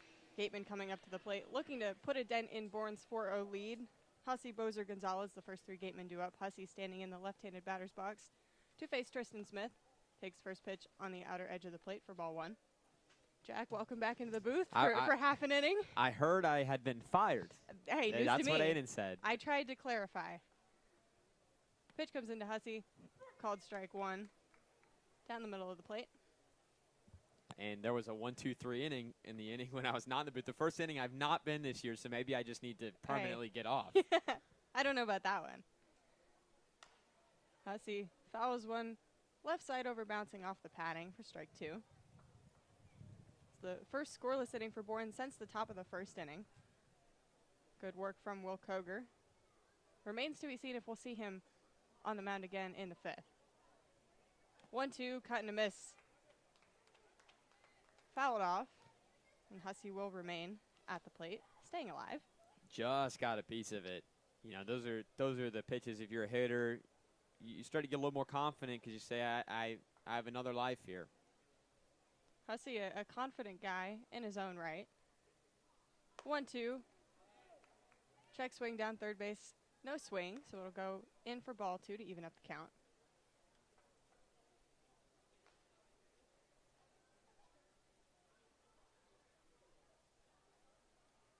Smith gets the sign, comes set, fires in, liner over to second base, picked over by Joshua Kuroda-Grauer, fires over to New Contradas at first for out number one.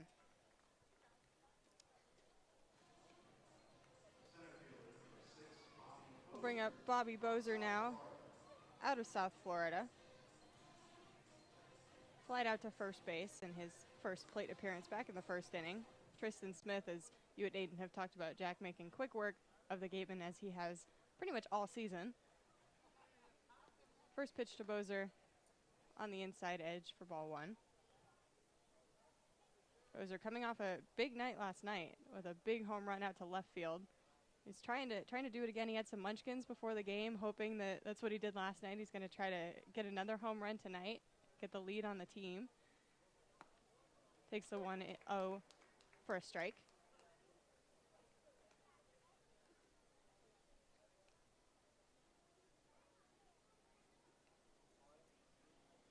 And the 1-1 slow roller picked up by Smith in front of the mound. Underhand toss over to first base to New Contradas for out number two. Smith is just such a tough pitcher, especially for righties as well, because you see a lot of left-handed pitchers against right-handed hitters abandon their slider. Well, that's not been the case for Tristan Smith. He's thrown the slider often against righty hitters, threw it there in the at-bat against Bozer, and so it just gives another pitch to think about when you're a hitter at the plate, and it just helps him a lot. Dorian Gonzalez, the lefty now, standing in. Takes first pitch low for a ball. Gonzalez flied out to right, his first plate appearance.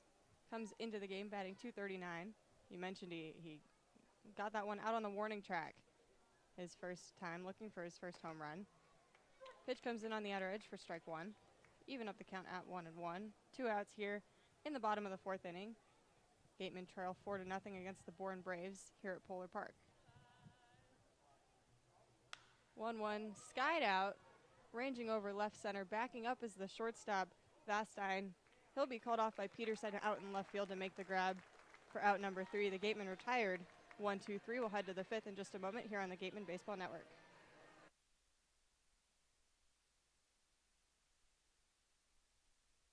Tom and Gene Yawkey were passionate about baseball. Over 7 decades as owners of the Boston Red Sox, the Yawkeys greatly invested in youth and amateur athletics. They recognize the important skills baseball can bring to players both on and off the field. The Yawkey Foundation has been proud to support the Cape Cod Baseball League for more than 25 years. As a proud sponsor of the Cape Cod Baseball League, the Mass State Lottery is celebrating the games we love playing. From the baseball diamond to the many lottery games that help support all 351 cities and towns across the Commonwealth. So here's to 100 years of Cape Cod baseball and 100 more.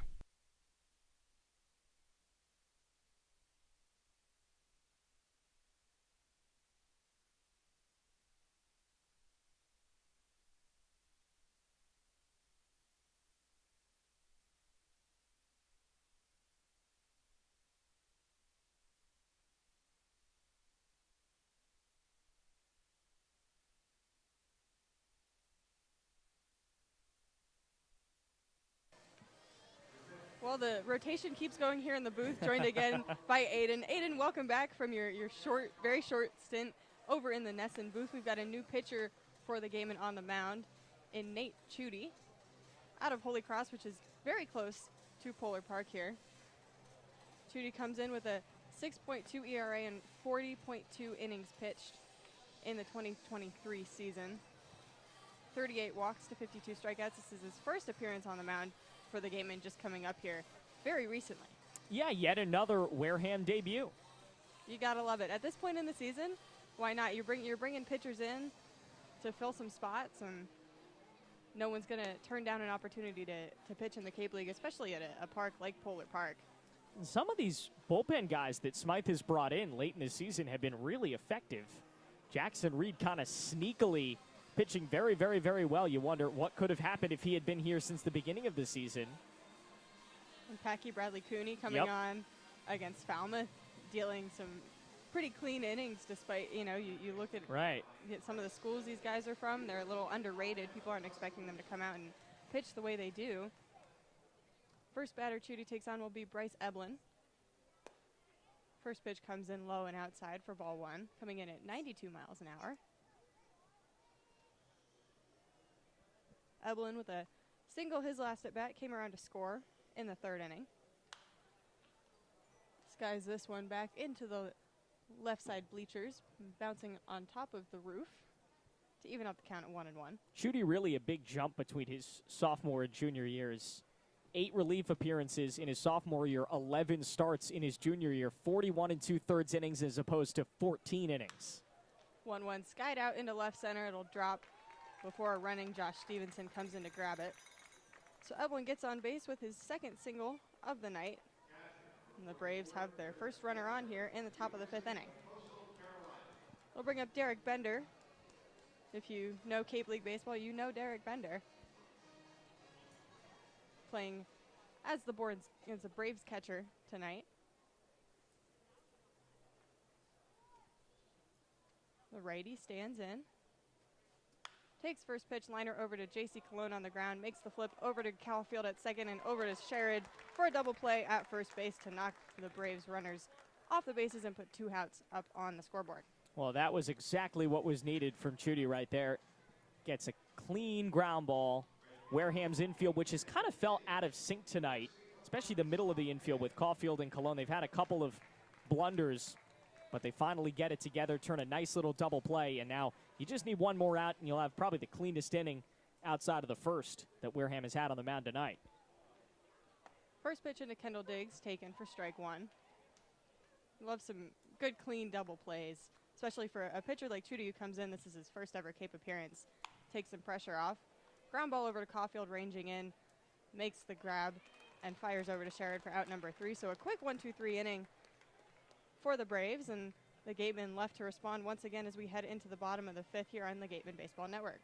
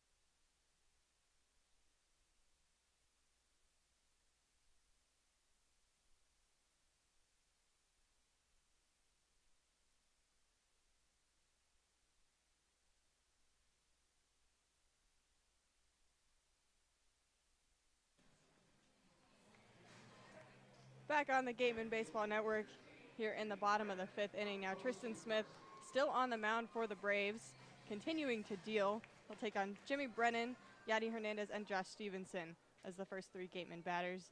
Brennan coming in batting .357 on a tear since he's returned to the Gatemen a few games ago. Big cut and a miss for strike 1. Coming in at 90 miles an hour. Lefty Smith deals liner out to right field, dropping, and Brennan will record a single.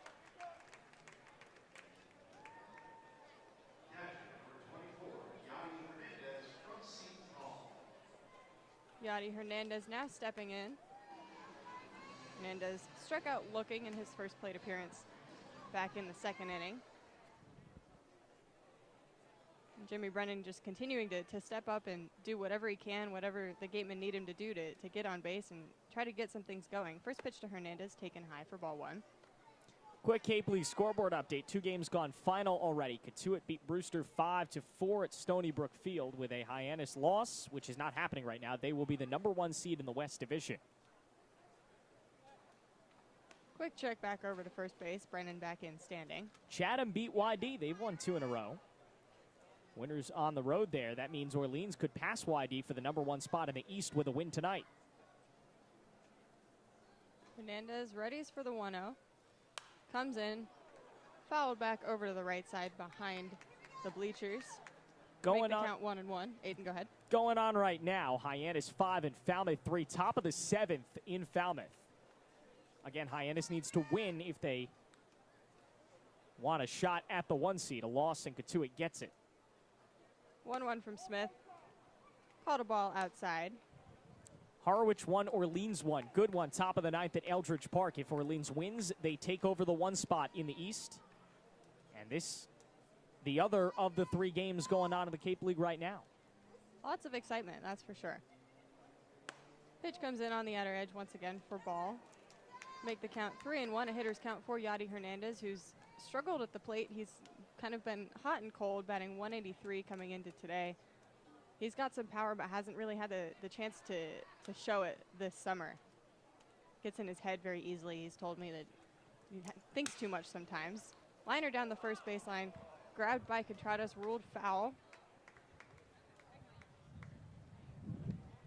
That was an interesting decision he just made to get it before it was clearly going to roll into fair foul territory. Again, Contradas not a natural first baseman.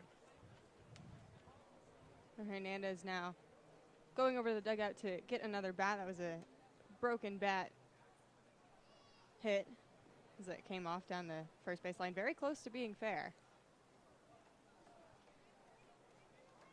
Hernandez making the little trot back over to home plate to get set back in the box. He'll have a full count now. No outs. Braves lead 4-0. Gatemen have 1 runner on first base in Jimmy Brennan. Here in the bottom of the 5th inning, looking to get something going as the sun sets. 3-2 pitch comes in, cut and a miss from Hernandez, and he'll go back to the dugout as that's out #1. Great rebound by Smith. He's given up 2 hits tonight, and both times he struck out the next batter. I'll bring up Josh Stevenson. Heading to Ohio State this next year after playing his first 2 years of collegiate ball at LSU. The Louisiana native looking for a change, one of the reasons he's heading to the Big Ten. Lefty stands in the box. Shows bunt, takes first pitch in as a ball, and it'll get past the catcher, Bender, and Brennan will head down to second base.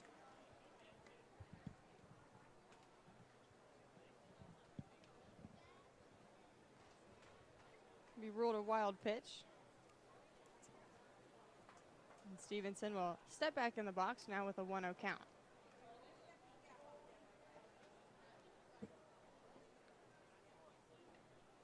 Stevenson batting .182. Skies 1 out over into the left side bleachers. Even up the count at 1-1. With 1 out, 1 runner on second for the Gatemen. Smith nearing 70 pitches as well as we get into the 5th inning here. looks to be some action in the Braves bullpen. My eyes are not good enough to see the number on the pitcher that's warming up. The 1-1 chopper foul back near the Gatemen on deck circle, and JC Cologne will grab it and toss it to the Gatemen ball girl. A 1-2 count to the Gatemen left fielder for the night, Stevenson. Stevenson, one of the guys you can put pretty much really in center or left field, is where Ryan Smythe has been placing him for the majority of the season. Had some spectacular diving catches so far. Big cut and a miss, and Stevenson will be retired for out number 2.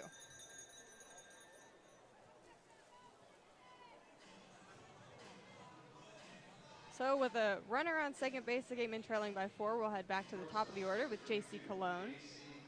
Playing shortstop today out of Mizzou. Shortstop, his natural position when he's in college. He just shifted to the spot here in summer a week or 2 weeks ago. Become a whole lot more confident out in the field and at the plate. So far tonight, he's reached on a single and a walk. Takes first pitch in low for a ball.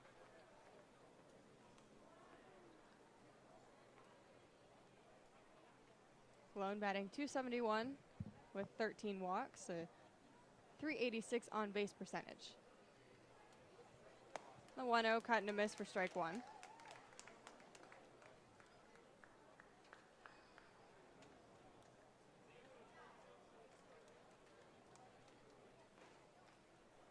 Brennan with a decent lead off second base. He's got some speed. Smith looks back before firing in. The ball comes in high. 2-1 count to Cologne. He's got a very unique stance in the batter's box, very recognizable when he's up there. He's got a little crouch. He likes to waggle the bat in front of him before he comes set to go.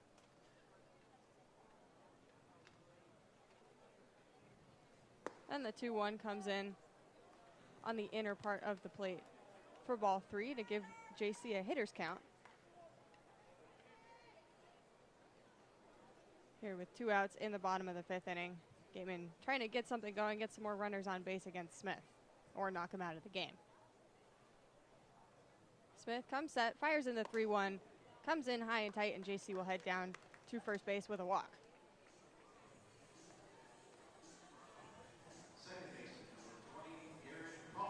So runners on first and second now for the Arizona Wildcat, Garen Caulfield, but before he can really get set in the batter's box, we'll have a meeting on the mound with the Braves infield and their coach. Well, it's only Wareham's second time tonight, the first being the top of the first, with multiple runners on base. Even though there's 2 outs, you have to capitalize here. You're trailing by 4 runs. We're starting to get to the later stages of this game. You need to score here. And it's the guy to do it, Garen, and then Grant Sheridan, Grant Hussey. Somebody in that group has got to find a hit. A powerful trio. They've proven they can come up big in big moments before. We'll see if any of them can do it this time. Caulfield coming in, batting .302 with 7 RBIs, 12 walks, .388 on base percentage. He'll come set in the right-handed batter's box facing the lefty Smith. First pitch comes in inside for ball 1. You've got some speed on the bases as well, which is always a good thing with Cologne and Brennan. Both can move pretty quickly. Right, perfectly placed ball out to the outfield. You never know if he'll get 1 or 2 runs. Pitch fouled back into the netting to even up the count 1-1. Bourne, one of the teams that can easily just keep momentum with the way that their pitching staff works. We've seen it in Smith so far tonight, and every time that he's faced the Gatemen. Like you said, Aiden, just you need to capitalize when you have the opportunity, and this is the best opportunity the Gatemen have had so far tonight. Another pitch fouled back just to our right over in the seats, and I'm not sure where Jack is right now, but I he would see have had exactly where that is. He would have had a very solid Seabass, chance go get that at for catching me. that. I was out Sebastian's there. gone to retrieve it. There you go. I was out there earlier. I should have just stayed out. So a 1-2 count now to Garen Caulfield. 2 outs, 2 runners on. Gatemen trail 4-0. And a cut and a miss for strike 3. Caulfield is retired. And the Gatemen leave 2 runners on in the bottom of the 5th. Take the batter. looking to keep the Braves from putting up any more runs on the board. We'll be back in just a moment on the Gatemen Baseball Network.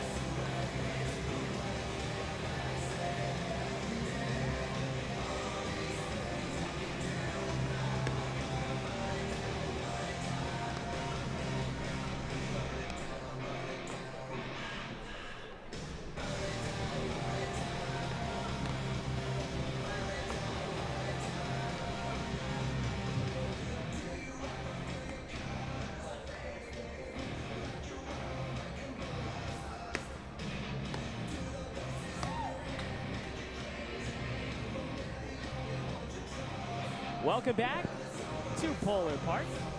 Good to be with you on the Gatemen Baseball Network. We've talked for so long this year about our production assistant, Sebastian Spinelli. He's finally with us on air. Sebastian, how are you? I'm good. It's the top of the sixth, and we've been struggling, but we have some good pitching staff. You think so? Well, this is Nate Chudy, the right-hander on the mound. It's 0-1. And now it's 1-1. Misses pretty much in the same spot both times. It's 1-1. The batter is New Contrades. I know him because he goes to my school, Arizona State. A called strike on the inner third, 1-2. What do you think of Polar Park? Is this your first time here? Second time, but it's been a really good game. A bunch of foul balls, and that foul ball went over the right-hand side of us and over the bleachers. There you go. You can call play-by-play better than I can. All right, well, the count's 1-2. The pitch goes high. It's 2-2. How about the press box? You think it's really nice? Yeah. It's way better than Spillane Field, but... Oh, well, you can't diss Spillane. Fouled away. 2-2 the count remains. 2-2 the count, yep. Right? Foul ball over to the right-hand side. Don't want to get it because I'm broadcasting right now. 2-2 high and in, 3-2. Well, if you keep track, I don't think there's many people up here. If you keep track of where it is going, you can go get it after we're done. Yeah. Chudy working from the windup. High fly ball, deep center field. It's an error. It's a single. Well, let's see what they score it. Caulfield couldn't control it in right center field. I think that's going to be Virginia Tech, number 19, Gary Michelle. I think it's going to be called single. I don't think it's going to be called an E4. It's going to be called a single. I think you're right. They are going to call it a single. Because it was hard deep ball, actually to right field. Right center field, because it was in between. Right center. 1 ball and no strikes. Batter is Garrett Michelle. Popped up. Deep left center field. For the F7. There you go. You can keep score. What? There's no need for me in this booth right now. You got it. Center fielder from Texas Tech, number 16, Gage Harrelson. Up to bat, Gage Harrison. The center fielder. And if you look on the scoreboard there, we have the advantage. It'll show you what he did in his last 2 at-bats. Like the scores? What his at-bats were. See, it says single and then strikeout swinging. Yeah. That's real cool. Right? Yeah.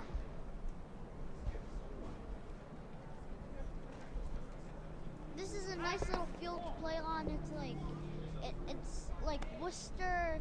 It's a beautiful field, right? Ball went low. It's 2-0. Yeah, I love this field. This is beautiful. Yeah. It's 1-0 rather. 1-0. Are you a fan of the Woo Sox? Yeah. Here comes the pitch. It's a low ball. 2-0. There you go. I know how to do the ropes. You think so? Yeah. All right. Well, clearly there's no need. You can finish out the season for us. I mean, I would love to help. I love to help. Ball. No, that's a strike actually. right down the middle. Strike, actually. Right down the middle. Tricked me against the batter. Ah. Tricked me. Well, yeah, he jackknifed. Slider. Yeah. Yeah. He moved out of the way.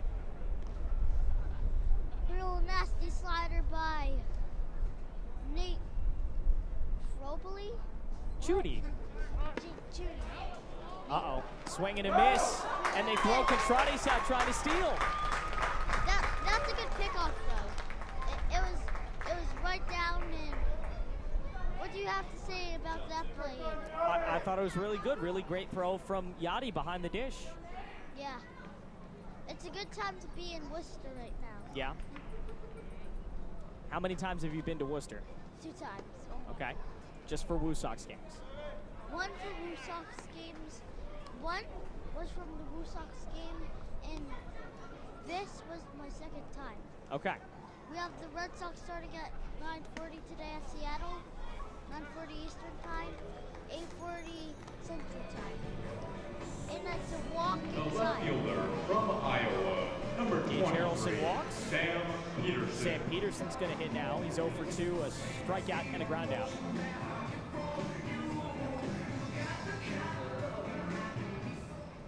Red Sox game is on Nesson, and this game is on Nesson Plus. Tomorrow's going to be on Nesson. So, and tonight's going to be on Nesson. The code is 851. What's 851? The radio code. Oh, what channel it's on for the Yeah. TV. Gotcha. And I don't know the radio code for this one, but I think just go to Xfinity Stream and No, keep going. You got it. just find Polar Park games, Braves versus the Wareham Gatemen, and you'll be there. I think they just ruled a balk on Balk? Chudy. Seabass, you got to get back to the game. It's 2-1 here. 2-1. 2-1 count. Harrelson just got awarded second base. Why balk? What did he do? I couldn't tell you. We're too far away. We can't hear the umpires. But Harrelson just moved up. Here comes the pitch. Foul tipped. The right side. And it's over the bleachers. Did you see where it went? Are you going to go get it between innings? No? Well, you got a ball at least. Yeah. They're not the commemorative ones. Are you a big fan of Zach Campbell? Yeah. So he's on the board, right? You're on the board. Yeah. Ball low. 3-2 count. Count is full. Big pitch here. Big What's he going to pitch. throw? I think slider, curveball, or fastball. I think fastball. Ball outside for the walk. Sam Peterson gets the BB. The Now shortstop batting. from Vanderbilt, number 2, Jonathan Jonathan Vastine. It's Vastine. So he has 2 strikeouts, but he singled in the 2nd inning. So he has 1 hit. 1 for 2. 1 for 3 actually. Right. Ball outside. 1-0 count. So Sam Peterson is on first, and Gage Harrelson is on second base. Yep. You got to be nice and descriptive. The people at home can't see. Ball outside. Yachty's gonna talk to Chody. Chudy. Like a choo-choo train. Chudy. And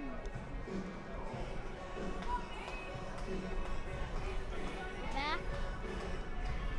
It's a 2-0 count. 2 outs. Could I do this at the bottom of the 6th? Well, I don't know. You got to talk to Amanda. She's going to come back. She's on Nesson right now. Oh. Ball outside. 3-0. She's next door doing the TV.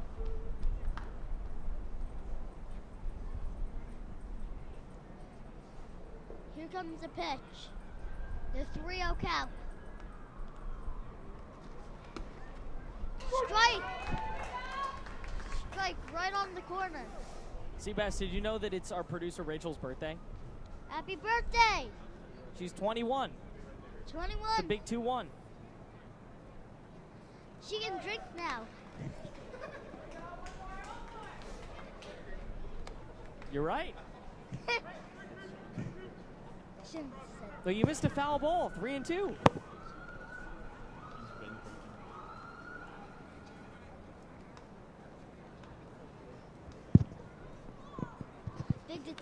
The big 2-1. So now please. L7 for the 3rd out. So no runs. No runs. 1 hit. No errors. 2 runners left on base. Yep. Thanks for joining us, Seabass. Let's move along here at Polar Park.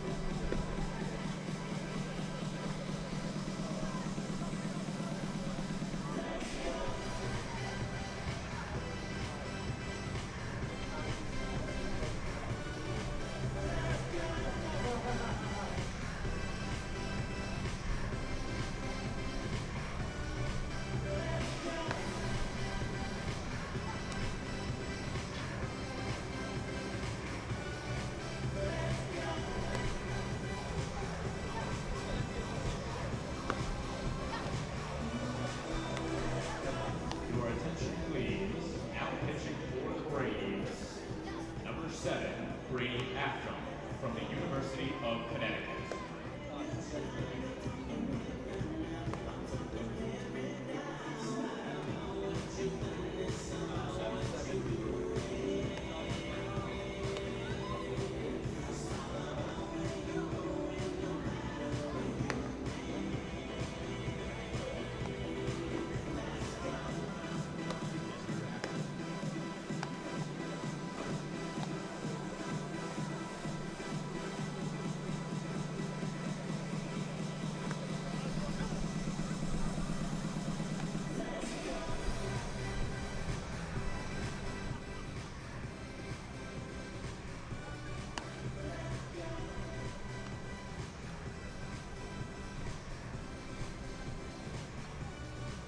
The first baseman from South Carolina upstate, number 4, Grant. Welcome back Sugar. on the Gatemen Baseball Network. Amanda Foster alongside Aiden Blanc.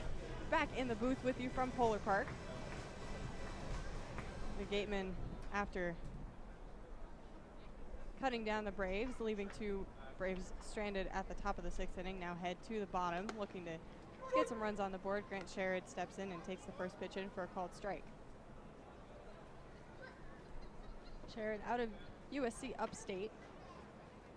First team all conference honors, ranging over his third baseman. Throwing over to first base for out number 1. Got a bit cut up on my words there on that one. Evelyn with a nice toss over the infield to Contreras for the first out. The first thing these players will tell you, the best thing about this field is that it is a professional field and professionally groomed. You're not getting, we had a couple of tough hops last night at Spillane. You'll get those with Cape League fields because they're not professionally done. You get that here. You don't have to worry about balls going over your head or under your glove. Grant Hussey now stands in. Retired in both of his plate appearances so far tonight. Lefty take to cut and a miss for strike one. Down in the dirt. Grant Hussey, since we started wearing the shirts 2 for 2. Grant Hussey, when we're not wearing the shirts, 0 for 2. That's all you can say, I'm man. just saying. Hey, I'm not arguing with you there. I have no part in this because I didn't wear the shirts. I will put that out there to the world. However, you make a decent point. The 0-1 on the outside edge for ball one. Brady Afton now pitching for the Braves. Tristan Smith out of the game now after pitching a stellar outing once again against the Gatemen. Hussey shot down over left field. It'll range over into the Braves bullpen for strike number 2. Sebastian told me the ball he found was not a 100-year anniversary ball. I didn't know that they were using a combination this year. Interesting. He's become stats and research. There you go. At this point, you just need whatever baseballs you have. With the amount of foul balls everybody's hitting, you hope you have enough baseballs to get through the game. 1-2 from Afton. Liner foul this time down the first baseline. Hussey staying alive.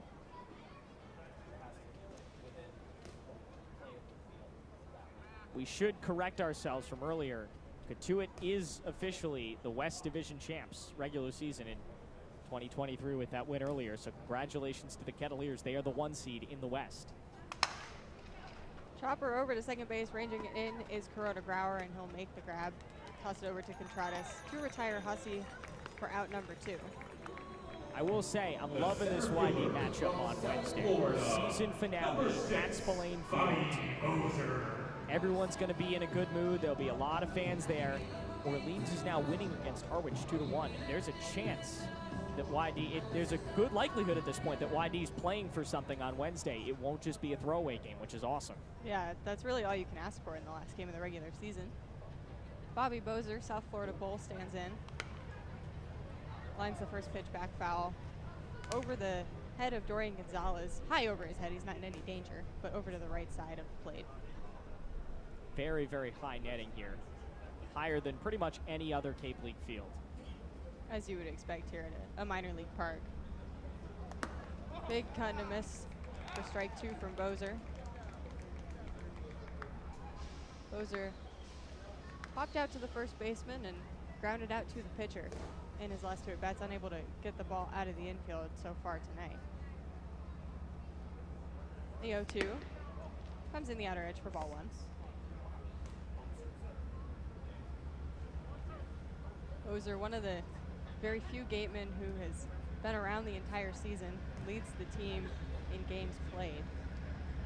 Been witness to all the highs and lows of the summer. Lines this one back over our heads to keep fighting. Tonight might be our best chance to get a foul ball this year. I heard you talking with Jack about that. I am in front of the window that I tried to open it as well. For the record, I go to the gym. I can open windows. I think it's broken.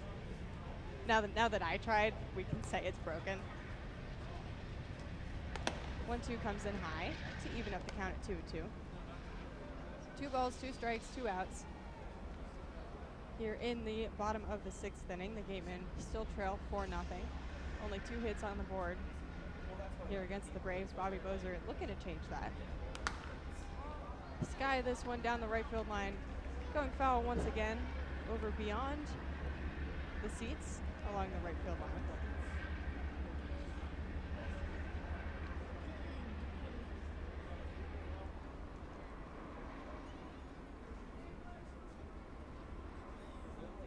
Afton gets the sign from Bender behind the plate.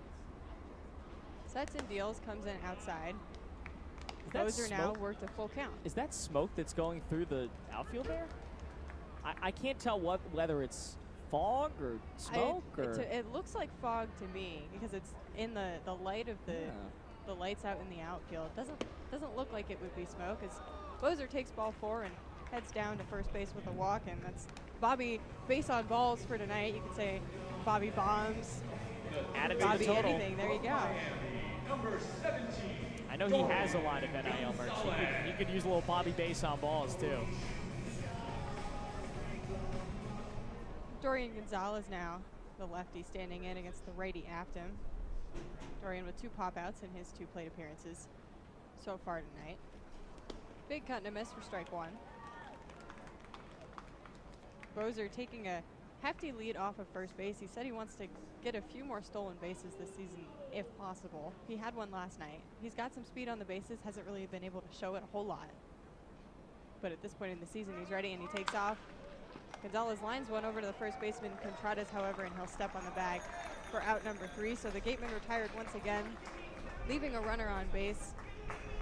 No runs, they trail 4-0. We'll see what happens when we come back in the top of the 7th here on the Gatemen Baseball Network.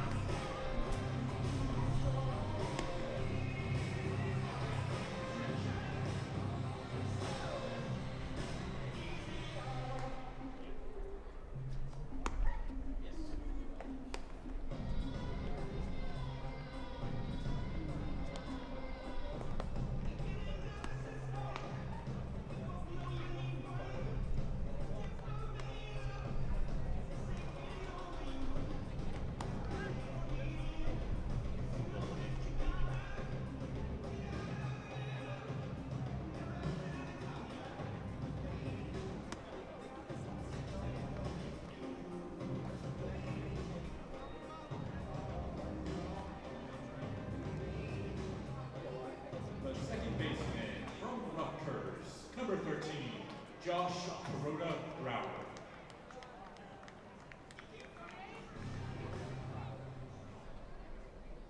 We're back here at the Wareham Community Baseball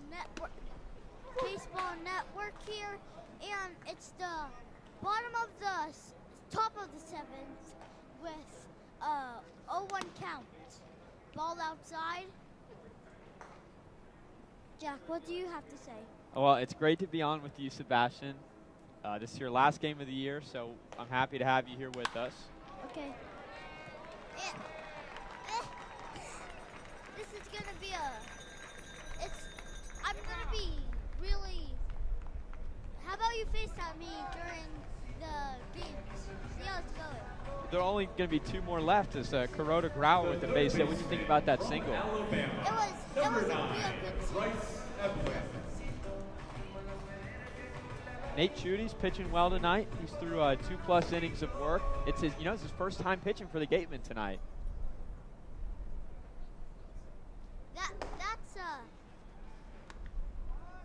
That's a magnificent. There we go. You're close. Yeah.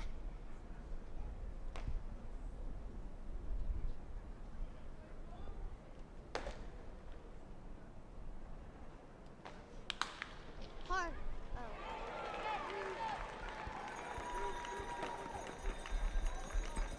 It's another hit for Bryce Evelyn. It's his 3rd hit of the evening. I mean, he's hitting the ball hard, isn't he? Yeah, he's been hitting the ball like from Coastal Carolina, number 44, Derek Bender. Like in field, he's been hitting the ball hard. Now here's Derek Bender to the plate for Bourne. You know, Jack, I used to be a Bourne fan. Really? Yeah. I used to live in Bourne. Ball outside. 1-0 count. 0 out.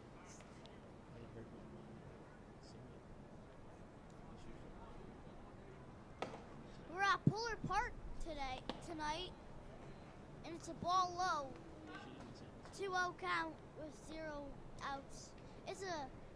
We're at Bourne Park today, a beautiful night to play baseball. And in pregame we saw a rainbow. Hard hit ball. To the second baseman. It's a double play. 4-6 for 3. And a run scores. You know, the Gatemen aren't in a position now down 5 where they could be really trading outs for runs, but in that situation, don't you think it's nice to get 2 outs, so even if you have to concede the run there? You are right. Like,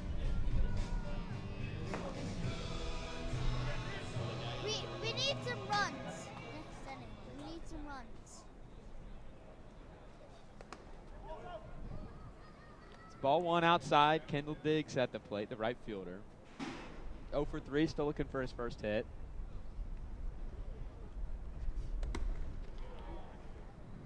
Ball inside. Almost hit Kendall Diggs. 2-0 count. 2 outs by the double play. Ball. 3-0 count. 2 outs.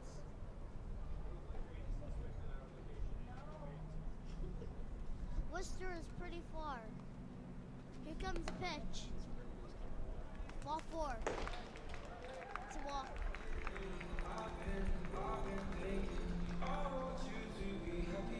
Well, the Gatemen bullpen's starting to loosen up down there, but Nate Chudy is 1 out away from getting through 3 innings of work.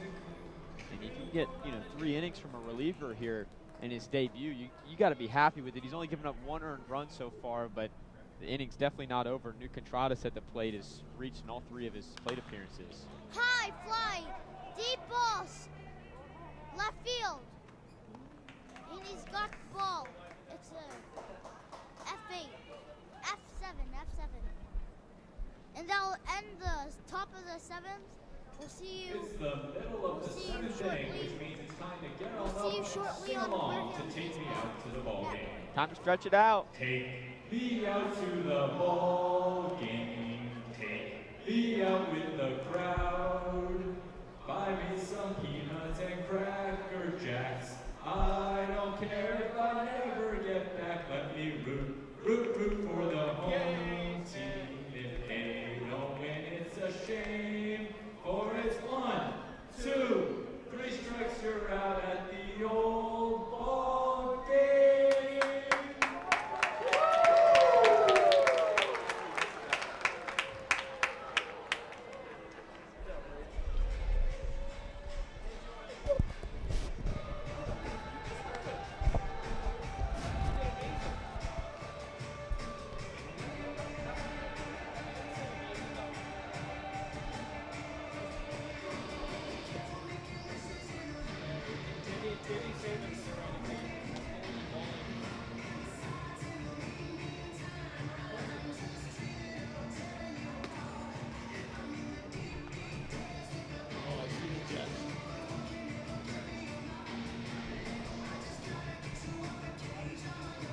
Fielder from post, number 13, Jimmy Brennan.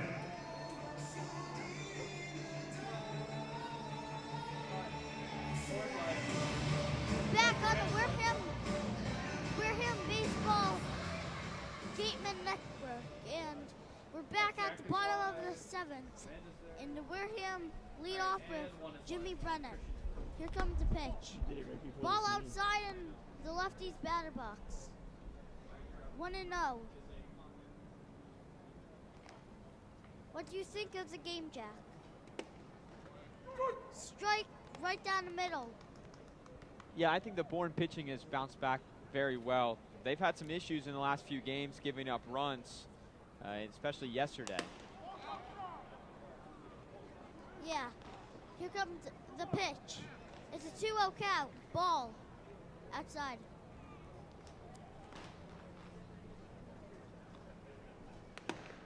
Ball inside. 3-1 count. In half of their last 10 games, Bourne has given up 7 or more runs in those games. So and they're struggling to find arms right now. So the fact that they've shut out the Gatemen to this point is pretty impressive. Yeah.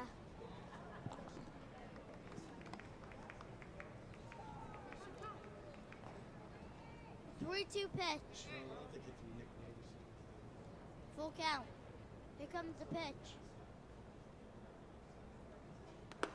Strike 3, swinging.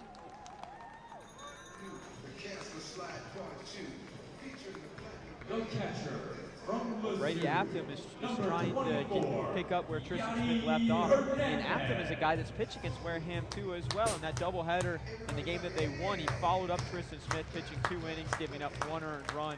He had a scoreless inning in between that. He's been another guy in this Bourne bullpen they've been able to rely on this year. He's got a 2.07 ERA. Yeah. And there was a reliever that came in. Now Tristan is now pitching. Time is 9 o'clock. 9:40 Eastern time. Seattle Mariners versus the Red Sox on Nesson. And actually, this is on Nesson Plus. Tomorrow night, it's going to be on Nesson. But it's been a really good game. Here comes the pitch. It's a grounder. It's a 4-3. Out. 2 outs. Hard hit ball, but it's been that type of night for the Gatemen. The hard hit balls have been right at guys, and a good play by Kuroda Grauer at second base to stab it.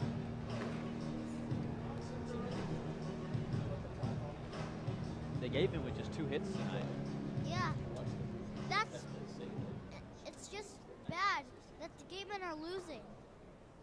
Put your rally caps on for the East.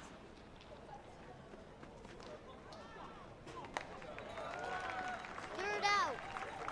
I'm gone. You're gone. Anything you want to say to our listeners before you head out? I'm gonna miss you guys in California. I'm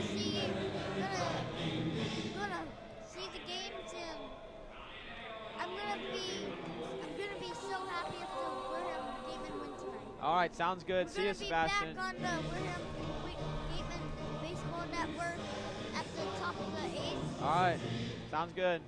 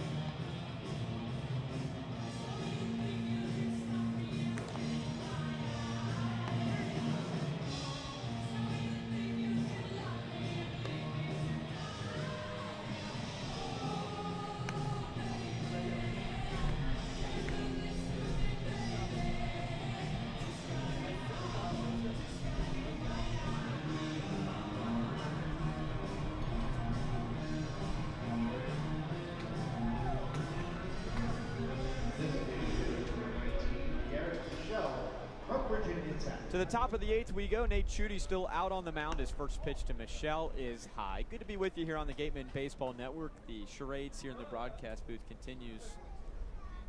Here with Amanda Foster, Jack Hunter with you. And Michelle will pop it foul. It is 5-0 Bourne here as we go to the top of the 8th. I think musical chairs actually would have been a better way to describe that. Not sure. Yeah, charades, not quite. Not sure not why quite. charades came to mind. A little accidental swing, pokes it right side near the camera well where our Andrew Duffy is posted up tonight.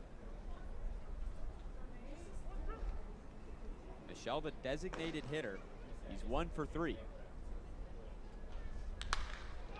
Cracks one to right center field. Bozer on the run is not going to get there. It'll bounce up against the wall. Michelle's thinking about 3. And he will get there with a head-first slide. A leadoff triple here in the inning by the Virginia Tech Hokie. That was somewhat of a close play at third base, but Michelle with just enough speed getting around to not make it too much of a competition there. He slid in. The tag came from Dorian just a little bit too late, and a great way for the Braves to start off the inning. Nate Chudy has gone through 3+ innings now. He's conceded 5 hits, just 1 run. Bourne trying to make it 2 off of him as the first pitch to Gage Harrelson misses outside. Harrelson is 1 for 2. He walked in the 6th inning. The lefty standing in. Chudy going from the windup. And it's now 2 balls and 0 strikes. This is the last meeting between these two teams this year. Matchup 6 of 6. As that one's skied. Left side, Morton, who's in the game in left field now, ranging over. We'll watch it clank against the seats. That's the only defensive change here for the Gatemen. Morton replacing Stevenson. Chudy from the College of Holy Cross, playing baseball just 5 minutes away from here. The last 4 years, he'll be going to Marist for his COVID year. He comes home and misses the outside corner, according to Stephen Williams.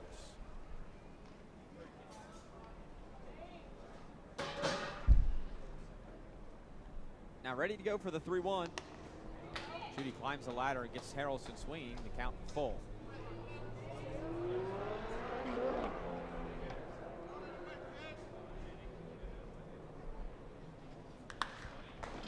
Sliced left side into the Bourne bullpen.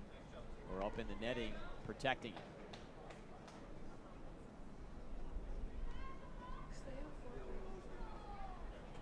The runner Michelle on third after leadoff triple. You got to start straining some of these runners. Bourne with a 5-0 lead. Cut and a miss, strike 3. Harrelson goes down swinging. That's a big first out. Well, the best way to strand runners is, of course, to get batters out at the plate. And a nice comeback from Chudy there to get Harrelson out. The Gatemen have gotten Peterson swinging 1 time today. The infield stays back here. Gonzalez a little bit in, trying to keep Michelle a little close. First pitch misses down to Sam Peterson.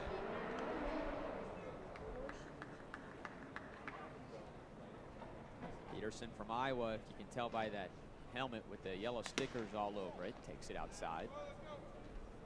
And the yellow cleats. Can't forget about those. But the bright red socks and the yellow cleats is an interesting combination he's got going on. Chudy misses high.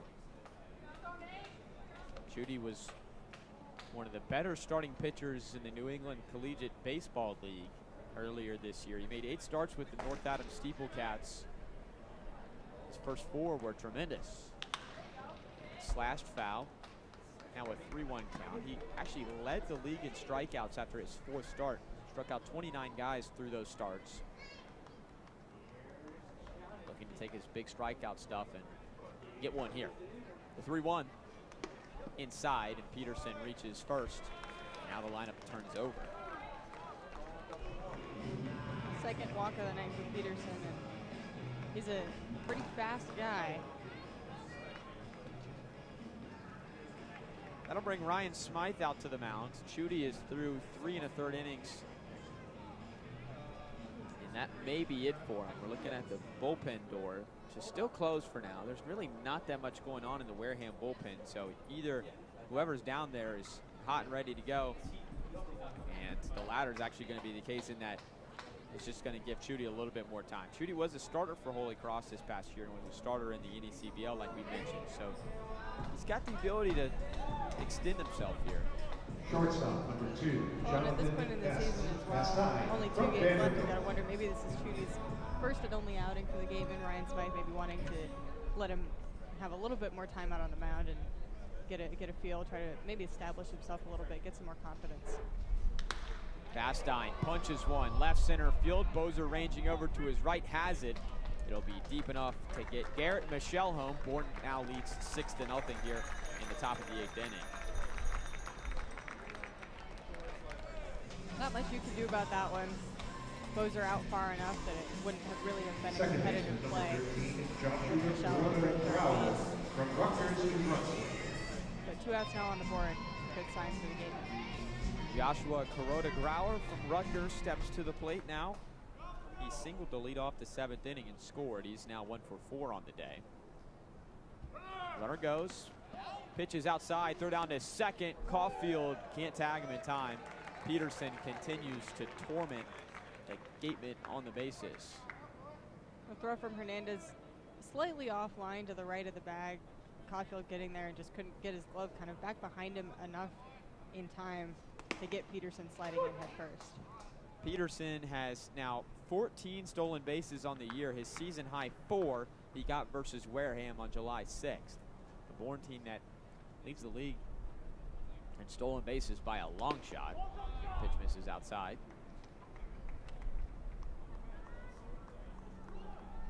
They also do it at a very successful clip as well. Bourne, the first team in the league to 100 steals. They're at 103 for 136. Schroeder Grauer bounces it right back to the mound. Chudy flips it to first. He's through 4 innings with only 2 runs allowed. Bourne gets another run here in the top of the 8th inning. And now we go to the bottom of the 8th. It's 6-0 Braves here from Polar Park in Worcester.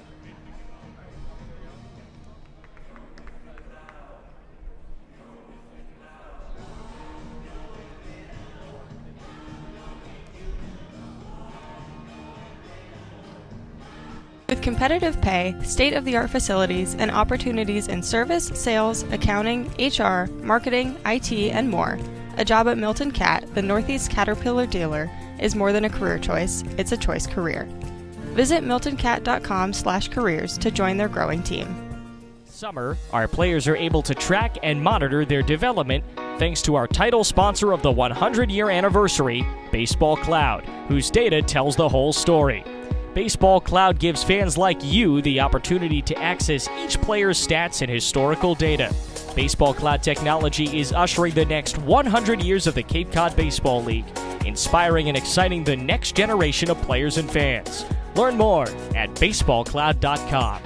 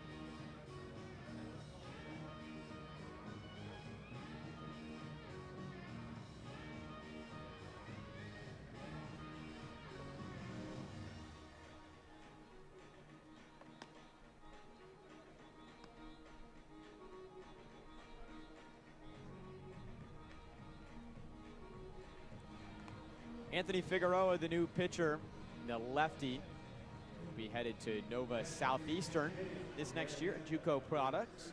As we head to the bottom of the 8th inning, is 6-0 Bourne from Polar Park in Worcester, Massachusetts, the 2nd annual Cape Cod Classic between the Braves and the Gatemen. With just 3 games to go, 2 after tonight, the Gatemen eliminated from postseason contention, looking to have some fun experiences and play some good baseball to wrap things up. Here alongside Amanda Foster, Jack Hunter here with you on the Gatemen Baseball Network. Byram Hott is going to pinch hit. Michael Brooks is on deck as well, so it looks like we're going to get some mass substitutions. Hott is pinch hitting for J.C. Cologne, and he'll step out. Figueroa at 5'10", getting ready to get up on the mound.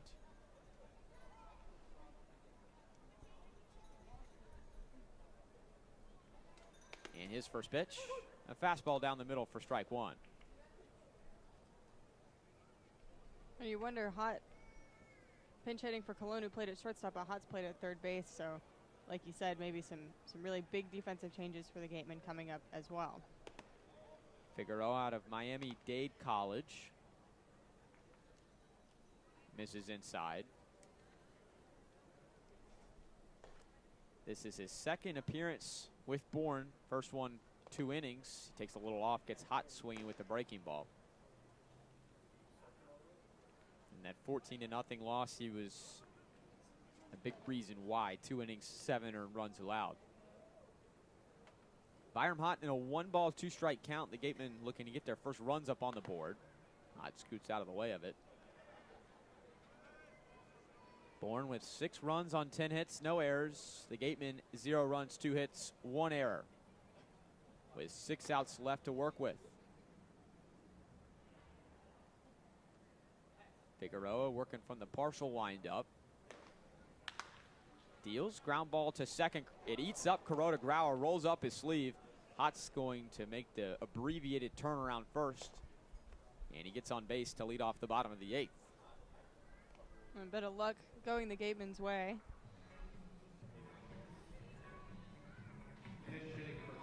Take whatever you can get at this point if you're Wareham, and a guy like Hott, a good one to have on base.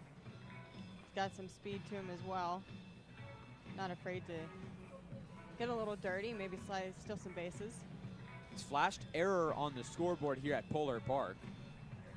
Point streak does have it currently ruled as a single, but we'll see. Well, the 2 bodies have to come together and figure it out. Kuroda Grauer charging it and couldn't get to it. Here's Michael Brooks pinch hitting from Kansas. He'll be taking the spot of Garen Caulfield.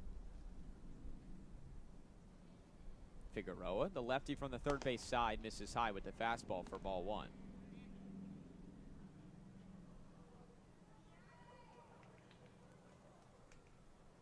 We talked about Figueroa playing at Miami-Dade, but also has spent 2 years at Dyersburg State Community College.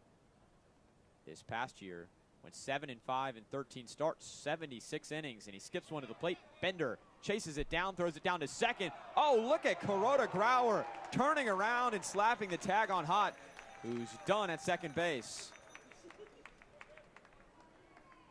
Well, that's just a great play all around.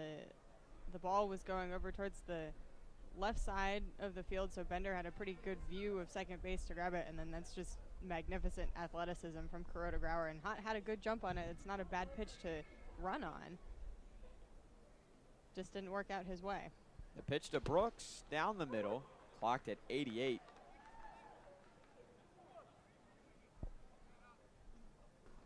Michael Brooks, also a journeyman himself. He's played for 2 different colleges, but has spent time with 3 different ones. Figueroa, a little bit of a pause, misses high, 3 balls, 1 strike.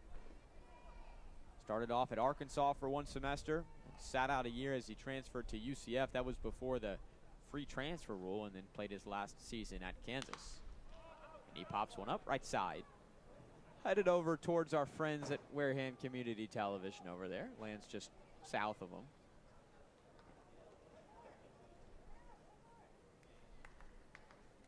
The Gatemen with 2 games after today. Tomorrow at Hyannis, and then the last game at home versus the Whitey Red Sox. Almost at the conclusion of this 2023 season. The payoff pitch, just low, and Brooks has coaxed a walk.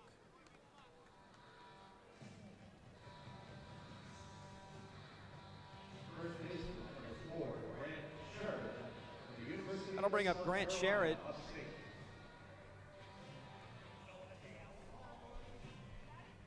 Sherritt from USC Upstate. He's 0 for 3 today. I don't think he'll be able to hear us from down there, but he's looking to extend a 4-game hitting streak. The big righty awaiting the first pitch. And it misses inside, a slider. He would need to have pretty good ears to be able to hear that. Well, the other night at Falmouth, Dorian Gonzalez was on deck, and our broadcast partner Aiden was in his ear about extending his hitting streak. And Dorian came up the next day. He was like, "Man, you can't be doing that." The pitch misses low. He did extend the hitting streak. Well, he had already done it. Right. So, to be fair to Aiden, it wasn't like, there was any jinx on the line. You can't just take away that hit. But I see where he's coming from, though. some people are a little stitious. Some people are superstitious. Our assistant GM Tommy Sambinos had to go knock on some wood. He raced to find somewhere. I've done that a few times myself. 2-0. Inside. So Figueroa, who's had one tough outing for the Braves, that's the extent of his work this summer, looking to rebound here. He's got some leeway in a 6-0 ball game, but prefer not to make things close if you don't have to. And he misses high. Back-to-back free passes. You're facing the heart of the Gatemen order, really, and guys who are patient and are willing to wait for their pitch, but also have a lot of power behind their bat once they see the pitch that they like. So a dangerous area to navigate for Figueroa. Scott Lander's going to cross the foul line. Thank you, everybody, for tuning in here live on the Gatemen Baseball Network. If you're tuning in live, you're not seeing the pictures because our friends over there to our left at Nesson have the exclusive live streaming rights. This game afterwards will have pictures, so if you want to see how it all looked here on Wareham Community Television, just wait till the conclusion of the game, then you can come back and you'll be wondering what I'm talking about. Lander's done with the mound meeting, but all three of us, Aiden, Amanda, and I, appearing on Nesson during the game, which I believe is going to be played at 1 p.m. tomorrow on the big channel. I think you are correct about that, Jack. There we go. Aiden went on bottom 4. I was on bottom 5. Amanda was on top 6. If you've ever listened to the Bourne broadcasters and you like the Bourne broadcasters, you can catch them on top 4 and top 5. Very neat experience, to say the least. For sure. Small dose, but not everybody can say, hey, I've been on Nesson before. Exactly. First pitch now to Renee Lastris, who's pinch hitting. So Ryan Smythe is emptying out the bench. He fouls it to the on-deck circle. Bobby Bozer is going to go chase it down, hand it to the ball girl. Renee's got some big-time power. With one swing, he could cut the deficit in half, but contact has been the big thing for him. High strikeout numbers this season. And he takes it low. Back pick to first. Sherrod's back in there safely.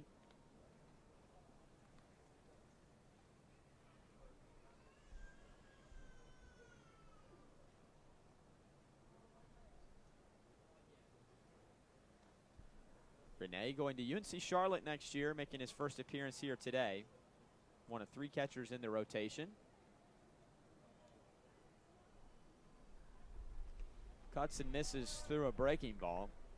Now down in the count.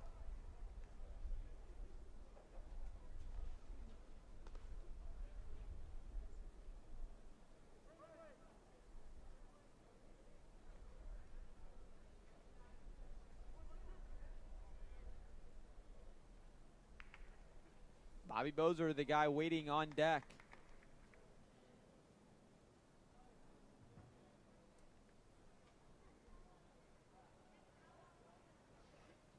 And he swings and misses.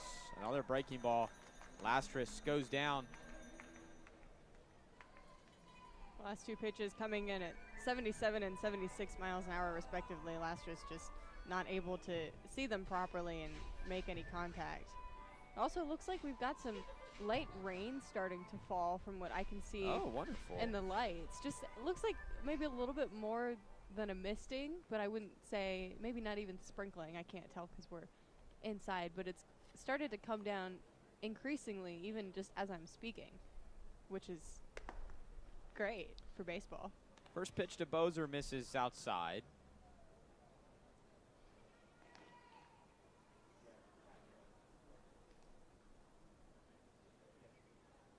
Bobby hitting in the middle of the order today. And he takes it inside, almost hits him. Figueroa with 2 outs in the inning now. Byram Hott got caught stealing.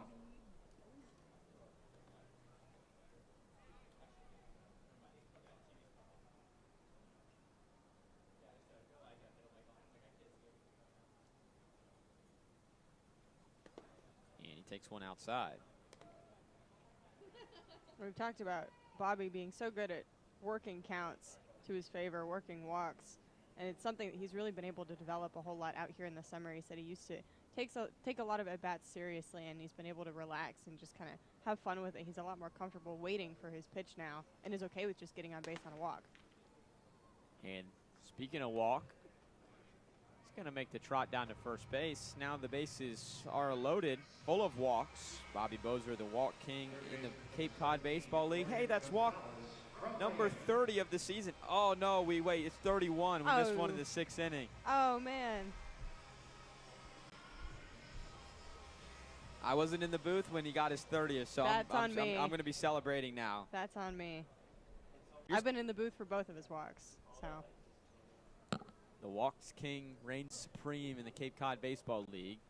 Gonzalez stepping in, taking a slider outside. Bases are loaded for the Gatemen. 4 out of the 5 guys who have come up in the inning have reached. Again, if you're Wareham, you have to capitalize on these moments. You're down 6-0. Who knows if you're going to be able to score 6 runs to put something on the board. Dorian turns away from a front door breaking ball. And Dorian has got a hitting streak of his own that he'd like to continue. He's hitting 7 straight, 8 out of his last 9 games. He's one of the many guys in this lineup, I feel like we're saying it about everybody, who's had a late season offensive resurgence, and the batting average is now doing pretty all right. And he cracks one right side. It's going to get down and past the right fielder Diggs. It's going to hop up against the wall. 3 runs are going to score. Dorian Gonzalez empties the bases, and the lead cut in half.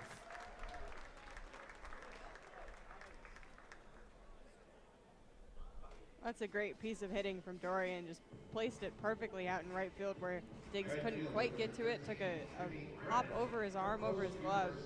And like you said, a late offensive resurgence from guys like Dorian, and that's exactly what you want in these situations. He's been able to get more confident, and it comes through in that. So Scott Landers had confidence in Anthony Figueroa after his first outing, in which he gave up 7 earned runs over 2 innings, to come back out here tonight. And here's Brennan, first pitch to him, swing and a miss, and he's come out and given up 3 earned runs and has just collected 2 outs.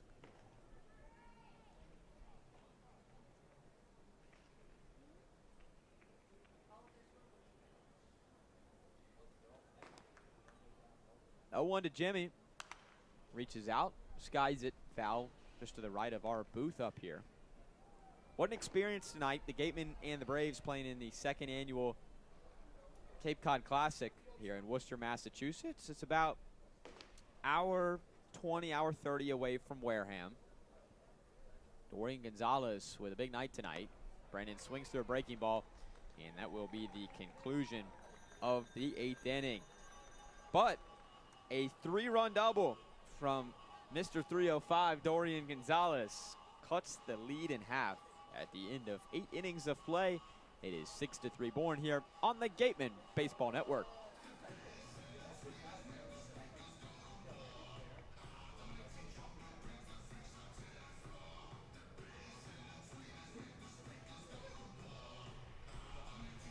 Curry College is where you go to become anything you want.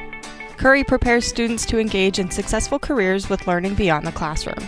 Explore our offerings, including new programs in brain and cognitive science, business analytics, coaching, forensic investigations, marketing, and transformative justice. Check us out online at curry.edu. T-Mobile is proud to sponsor the Cape Cod Baseball League. T-Mobile believes that when small towns thrive, America thrives. That's why they're investing billions to bring fast, reliable, and affordable wireless service beyond the big cities to small towns across America. There's never been a better time to join T-Mobile. Visit T-Mobile.com/acrossamerica to find out more.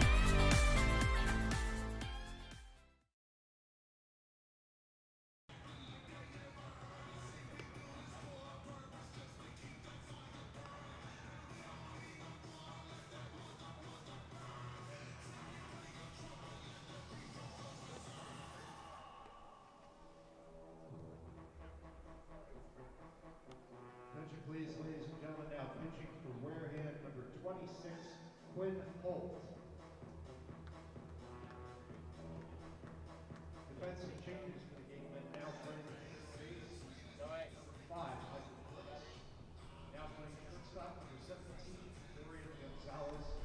Now playing left field, number 53, Corey Morton.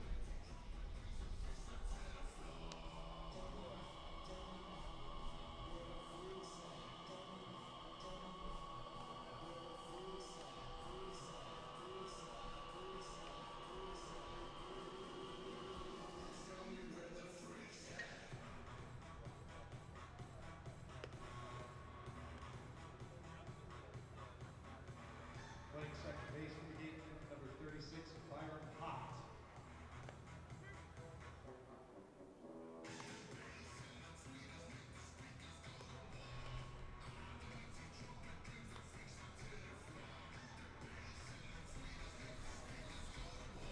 The Gatemen have new life as we go to the top of the ninth here on the Gatemen Baseball Network. The new pitcher, once again another Gatemen debut after Nate Chudy in his Gatemen debut goes 4 innings. It's Quinn Holt, formerly of Hartford Community College. He's got the red-hot Bryce Evelyn to deal with.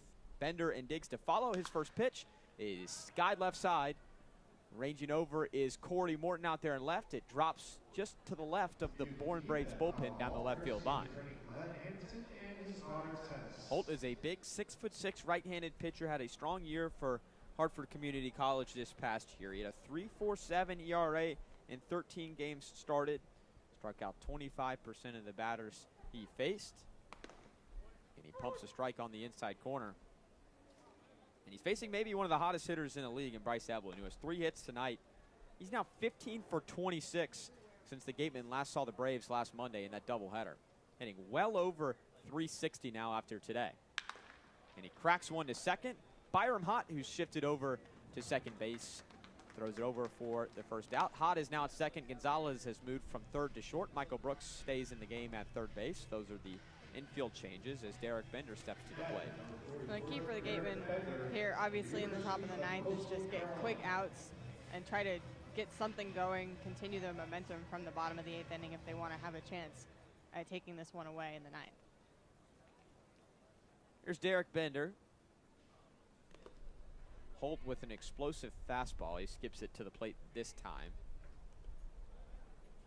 Man, a good outing from Nate Chudy. 4 innings, struggled a little bit with the control, but only let up 2 runs. He has kept the team in the game. Well, and that, as a whole, that's what Ryan Smythe is going to want from his guys coming out in relief. Bender cracks one out of play. 4 walks, but not a whole lot. Like you said, only 2 earned runs coming across, and for a guy who had never pitched in the Cape Cod Baseball League before, and then you call on him to play at Polar Park, did a very, very solid job of keeping the game at hand for the Gatemen. Off-speed pitch misses outside to Derek Bender, who's leading the league entering tonight with a .385 batting average. An infectious personality, just a super down-to-earth guy. And he swings and misses through a fastball at 93. Yeah, I was near the dugout where he was in at the All-Star game, and all the players just coming up and talking to him, and they were all having fun. Everybody seems to really enjoy being around him. Now the 2-2. Fouled off at the plate, and I feel like a lot of people have their Derek Bender stories. I just said hi to him before the game today. I was just like, I like watching you play, and he was like almost offended that I had said that he is one of the more humbler people in this league for a guy that might be the MVP front runner. He doesn't sure doesn't act like it, and that's in a good way. He's now awaiting the 2-2 just off the outside corner, according to Stephen Williams behind the plate. Quinn Holt working a full count, and what an experience this is for Holt, coming from the community college level this past year in his first game for Wareham, with just 2 more to go after this, facing Murderer's Row. And Bender stings one into shallow center field. It drops for a base hit. Derek Bender with his first hit of the evening here in the top of the 9th. A pitch coming in at 92 miles an hour and going out a lot faster than that. I don't have the number in front of me, but he just absolutely roped that one straightaway center. Nothing anyone can do about that. Bobby Bozer, as fast as he is not that fast. Pete Chafretta is going to pinch hit in the spot of Kendall Diggs. Diggs dove for that Dorian Gonzalez balls. Wonder if that has anything to do with the pinch hit decision. Chafretta takes one inside. Chafretta is going to go play for Rutgers this next year after a few years at Lafayette College. Pitch to the lefty. High. Hernandez popped up to try to throw it, but Bender retreating back to first. Derek Bender is catching for only the 5th time tonight for Bourne with the absence of Caden Bodine tonight. Both guys catch during the spring, but Bender's been more first base DH. And he goes, pitches outside, throw down to second is high, and it scoots into center field. Bender's content with just sticking at second. He has a stolen base. Last time these two teams played, Bender exited the first game of the doubleheader a little bit early with some sort of injury that he got when he was running the bases, and better to play it safe than sorry, and the ball didn't get too far past him out in center field to make trying to head for third the smart decision. 3-0 in there for strike one. Quinn Holt, one of the many guys over the last few days out of the bullpen who have made their Gatemen debuts. We did not see anybody make a debut last night, and Holt misses low. Trefreda works a walk. But we saw the debuts the night before of Packy Bradley Cooney and Ryan O'Connell against Falmouth. We've seen a few others sprinkled in there. Here's New Contradas with 2 runners on. Contradas from the right side with 2 hits today. And he takes a breaking ball on the outside corner for strike one. No action in the Wareham bullpen.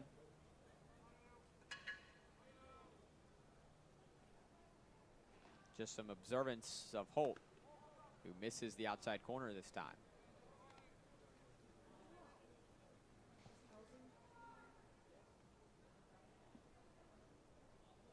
Bender creeping off second. The pitch. It's fisted, foul out of play. Contradas, Gatorade Player of the Year coming out of Hawaii. Just spent his freshman year at Arizona State. A fighting Aiden Blanc, as some call him.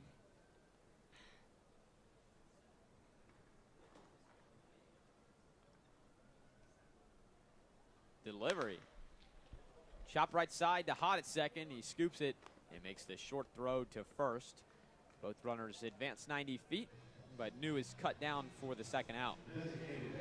Hot playing a role in both outs so far in this inning. We haven't seen him at second base. He's played at third in every game for the Gatemen so far. That's why he was initially brought in, was to play in the hot corner, but making good work of his time at second. It never hurts to have another guy you can put in a variety of spots around the infield.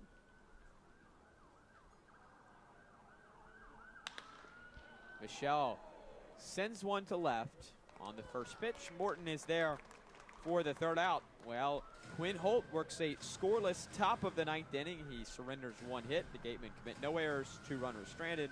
We go to the bottom of the 9th. It's the last chance for the Gatemen, down 3 from Polar Park in Worcester.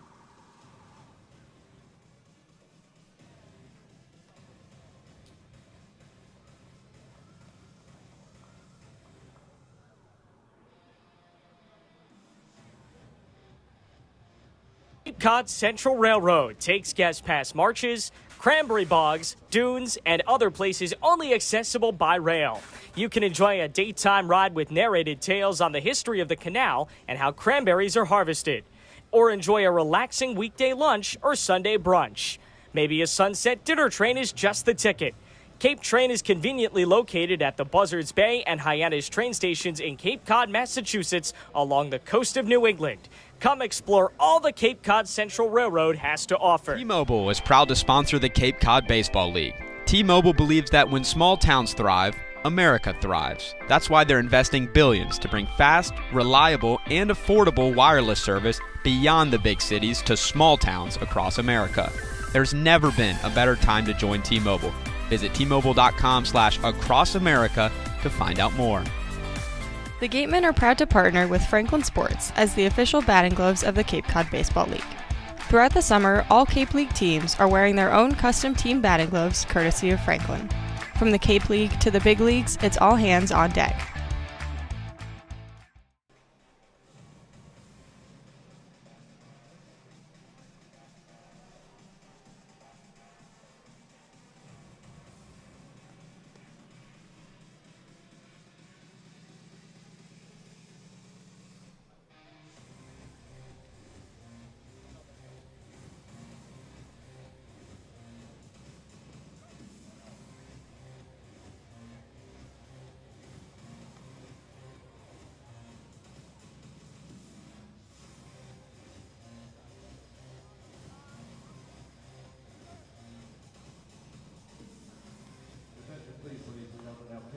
Bourne number 33, Justin Lovell.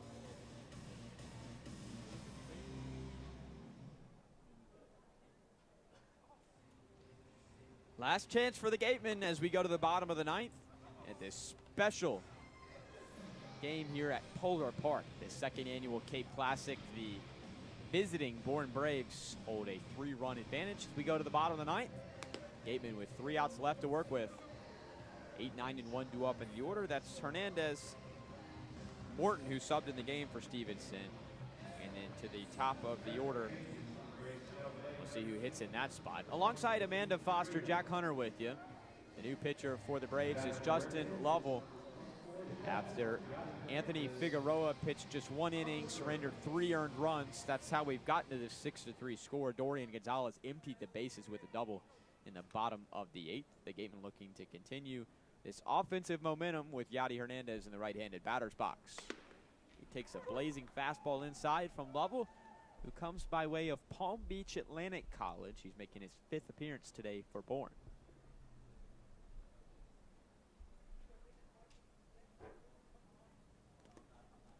And Lovell skips the breaking ball to the plate and skips off the mound. Byram Hott has a bat. It looks like he's going to hit for the 2nd time. He is in at second base and slotted into that leadoff spot. Hernandez 0 for 3. And he shoots one right side, but right at the right fielder, Chifreda, who stays in the game in right after he pinch hit for Kendall Diggs in the prior inning. So both of these coaches just kind of emptying the benches here. A lot of subs for us to keep track of. A good thing we've played Bourne 5 times this year, so you can start to recognize some people out there. Well, there you go. And part of it, you got to wonder is that you're playing at Polar Park, a minor league stadium, and you want to give your guys the experience. To say that they were able to do that. Here comes Corey Morton. Speaking of experience, this is Corey's first at-bat, and he fouls the first pitch back. Corey looking for a hit, looking to get something going. He came in, and in his first few games with the Gatemen, he was pretty solid at the plate, and of late has struggled to get on base. Corey's big hit of the year, a 3-run homer against the Braves just a week ago, and he swings through a fastball from Lovell. Reminder, this game afterwards will be available, video and everything, including us.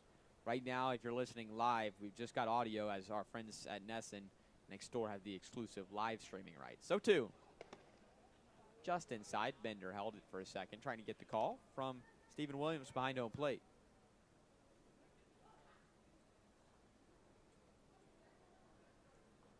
We are here in the home radio booth for the Worcester Red Sox. Gatemen and Braves, game 42 of the Cape Cod Baseball League season. 1-2 outside. All 8 teams that will be in the playoffs have already clinched their spots. Wareham and Chatham will be on the outside looking in until the 2024 season begins. 2-2 the count. Called, strike 3 on the inner half. The Gatemen are down to their last out, and Byram Hott will do it. A little bit of a tough call for Corey Martin. He's upset as he's walking back from our vantage point. Borderline strike, not going to make any guesses about that one, but it was a close one that you could kind of understand why Martin might not have wanted to take a swing, but regardless, sent back to the dugout. Byram Hott had a single in his first trip to the plate. He swings through a curveball. It was ruled initially an error on the scoreboard here. Was ruled a single on point streak, then the point streak overruled the scoreboard. It was an infield single nonetheless, a ground ball that rolled up the arm of Josh Kuroda-Grauer at second. And this curveball skips to the plate. Level 2-0 in his 4 appearances to this point. He's got a 5.14 ERA that's started to tick a little bit down under 5 after getting these last 2 outs. Hott shoots one right side, foul into the netting. It's a difference here at Polar Park. The netting is much more expansive and bigger as well. You're a lot less likely to get a foul ball here. which is tough, but also, with fan safety in mind, you got to swallow that. Those foul balls are coming in a lot hotter. 1-2, swing and a miss, have a seat. And the Bourne Braves win the second annual Cape Cod Classic, defeating the Wareham Gatemen by a final score of 6-3. The Gatemen get 3 runs in the bottom of the 8th, but that's all they can get tonight. The Braves win off of 6 runs on 11 hits. They commit 0 errors. The Gatemen with 3 runs, 4 hits, and 1 error. And Amanda, a fun night, and hopefully the loss won't take too much away from it, but Gateman bats just too little too late tonight. Well, Tristan Smith once again just dominating the Gatemen as he has in previous games against them, and it's difficult against a pitcher like that who knows the lineup in and out and who's so confident in his pitching to get something going. And for the Gatemen at this point in the season, a lot of it is about the experience playing here at Polar Park and getting to say that you were here. And yeah, you would prefer to win, but at the end of the day, you played as a team. They probably had a lot of fun down in that dugout, and they're going to walk away with some good memories, and that's the bottom line. Tristan Smith, the starter for the Braves, gets the win. Will Koger picks up the loss after going 4 innings and conceding 3 earned runs. Justin Lovell comes in and gets the save in that save situation. And once again, Bourne taking this one from Polar Park by a final score of 6-3. That's where we'll leave you here on this evening from Worcester. We'll talk to you tomorrow. Last road trip of the year. It's the Gatemen going to Hyannis to face off against the Harbor Hawks.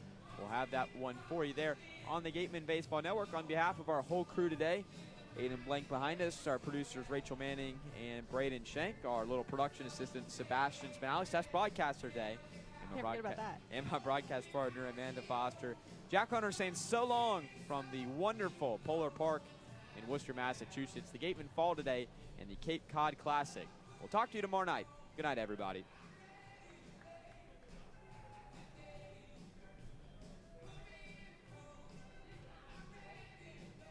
Whether it's auto, homeowners, business, or liability insurance, the folks at Legacy Insurance are sure to lend a helping hand.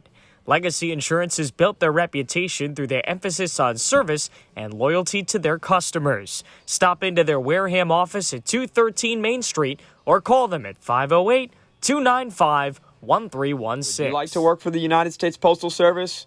We want you on our team. We have carrier openings all over the Cape.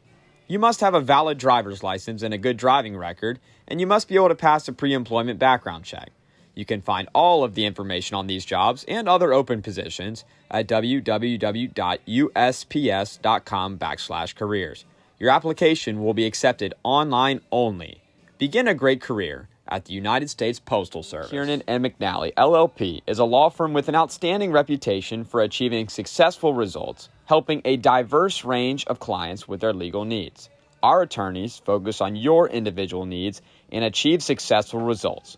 Call our office at 508-985-9888 to learn how ready Kiernan and McNally can help you.